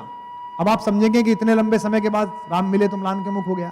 राम को लगा कि इतने सुंदर वस्त्रों में इतनी सजी संवरी अगर ये आएंगी तो लोक में इनके बारे में गलत राय जाएगी। इन्हें तो रावण की कैद में कोई दुख ही नहीं था, कोई कष्ट ही नहीं था। और यह दुख समझने के बाद समाज गलत सोचेगा। सीता ने कहा मैंने प्रभु से, अपने पति से अनन्य प्रेम किया है, अगर क्षण भर भी मेरा मन राम से दूर हुआ हो तो अग्निदेव मेरी रक्षा करें। तो इसमें मनश्छंद एक शब्द है। यहां कालिदास पढ़ाने वाले लोग बैठे हैं, जितनी महिलाएं बैठी हैं, सीता ऐसी नहीं है कि ऐसे कोई निर्वासन दे दे चली जाएंगी। ये सब झूठ है। सब ये उत्तर रामायण की कथा है जो बाद के लोगों ने जोड़ी है। सीता का तो दर्प इतना बड़ा है, सीता का स्वाभिमान इतना बड़ा है कि कालिदास ने रघुवंशम में जब सीता को जंगल में छोड़ा, लक्ष्मण से कहा कि बेटा इसे छोड़ के आओ, इस कहानी को बनाया उन्होंने। तो सीता से लक्ष्मण ने पूछा, बहुत देर तो खड़े रहे भाभी के सामने, फिर डरे रहे, पूछूं डांट तो नहीं देंगी। फिर लक्ष्मण ने पूछा कि मां मेरे लिए कुछ आज्ञा है?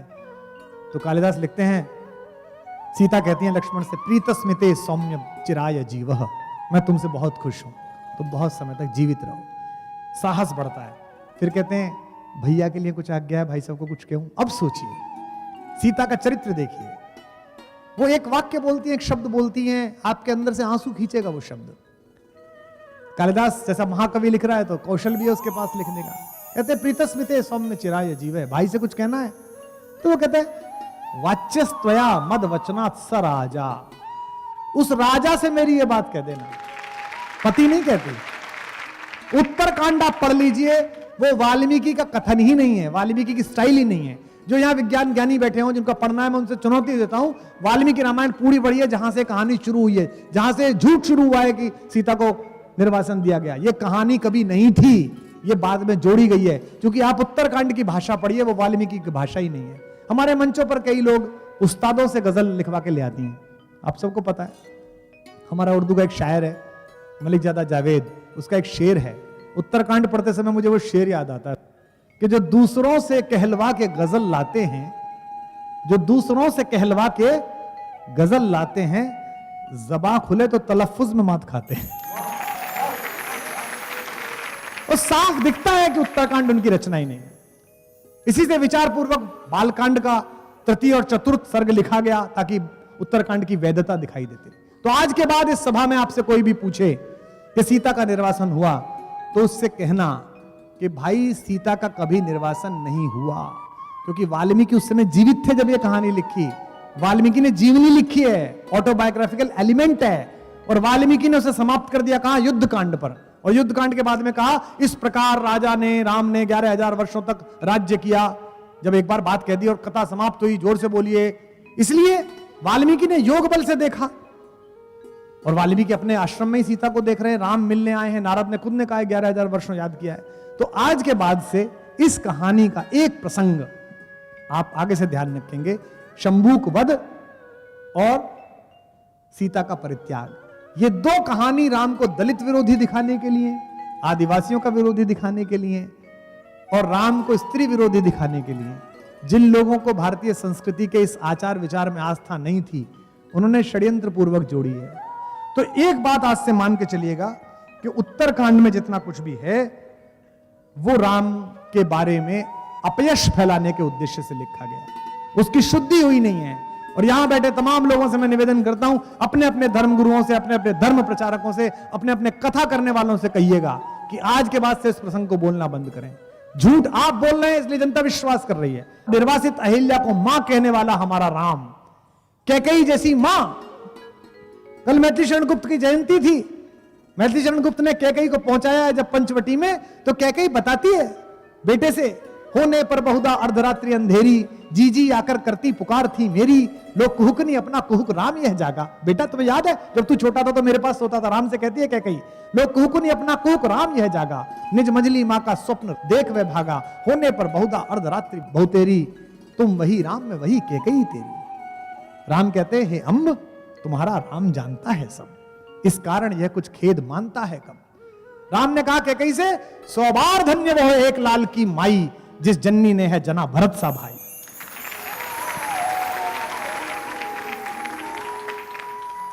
पागल सी प्रभु के साथ सभा चिल्लाई, 100 बार धन्य वह एक लाल की माई, जिसने घुसने पर सबसे पहले कैकई के पैर छुए। आप सबको मैंने कल बताया था, वो राम किसी महिला के बारे में, अपनी पत्नी के बारे में, जिसके बिना स्वर्ग नहीं जाना चाहता, ऐसी घटना कर सकता है।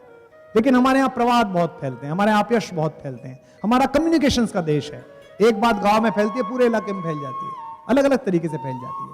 तो सबसे पहले तो अपनी इस आस्था, इस तर्क को दृढ़ करिए। मैं तर्क से सिद्ध कर रहा हूं, आज समय कम है, कल भी समय कम था, हर बार राम की बात करते समय समय कम पड़ता है, हरि अनंत कथा अनंता, समय कम है। इसलिए सबसे पहले अपने मन से स्वीकार कीजिए कि ऐसा आदमी, ये कैसे होता है कि अपने भाई के बारे में ऐसा कहते हैं, वो ऐसा नहीं कर सकता। तो सीता का जिस पर इतना भरोसा है, जिसके प्रति इतना विश्वास है कि वहां बंधन में रह के भी बाध्य नहीं है वो भारतेश्वरी, वो व्यक्ति उसे घर से निकाल देगा। ऐसी मूर्खता कैसे सोची जा सकती है। तो अगर आपको अपने पति पर भरोसा है, अगर आपको अपने भाई पर भरोसा है, अगर आपको अपने पुत्र पर भरोसा है, और आप सच्चे अंदर से मनुष्य हैं, तो आपको अपने राम पर भी भरोसा होना चाहिए कि उसने जीवन में ऐसा कोई काम नहीं किया।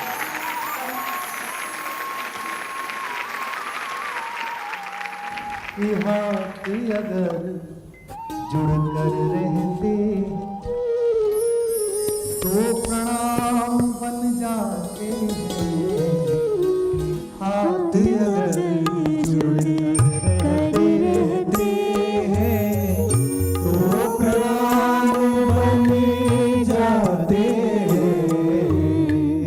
संकल्पों की पुण्य वेदी पर सभी काम बन जाते हैं। संकल्पों की पुण्य वेदी पर सभी काम बन जाते हैं। अगर आत्मा रहे निरंतर मन के मानस के संग में,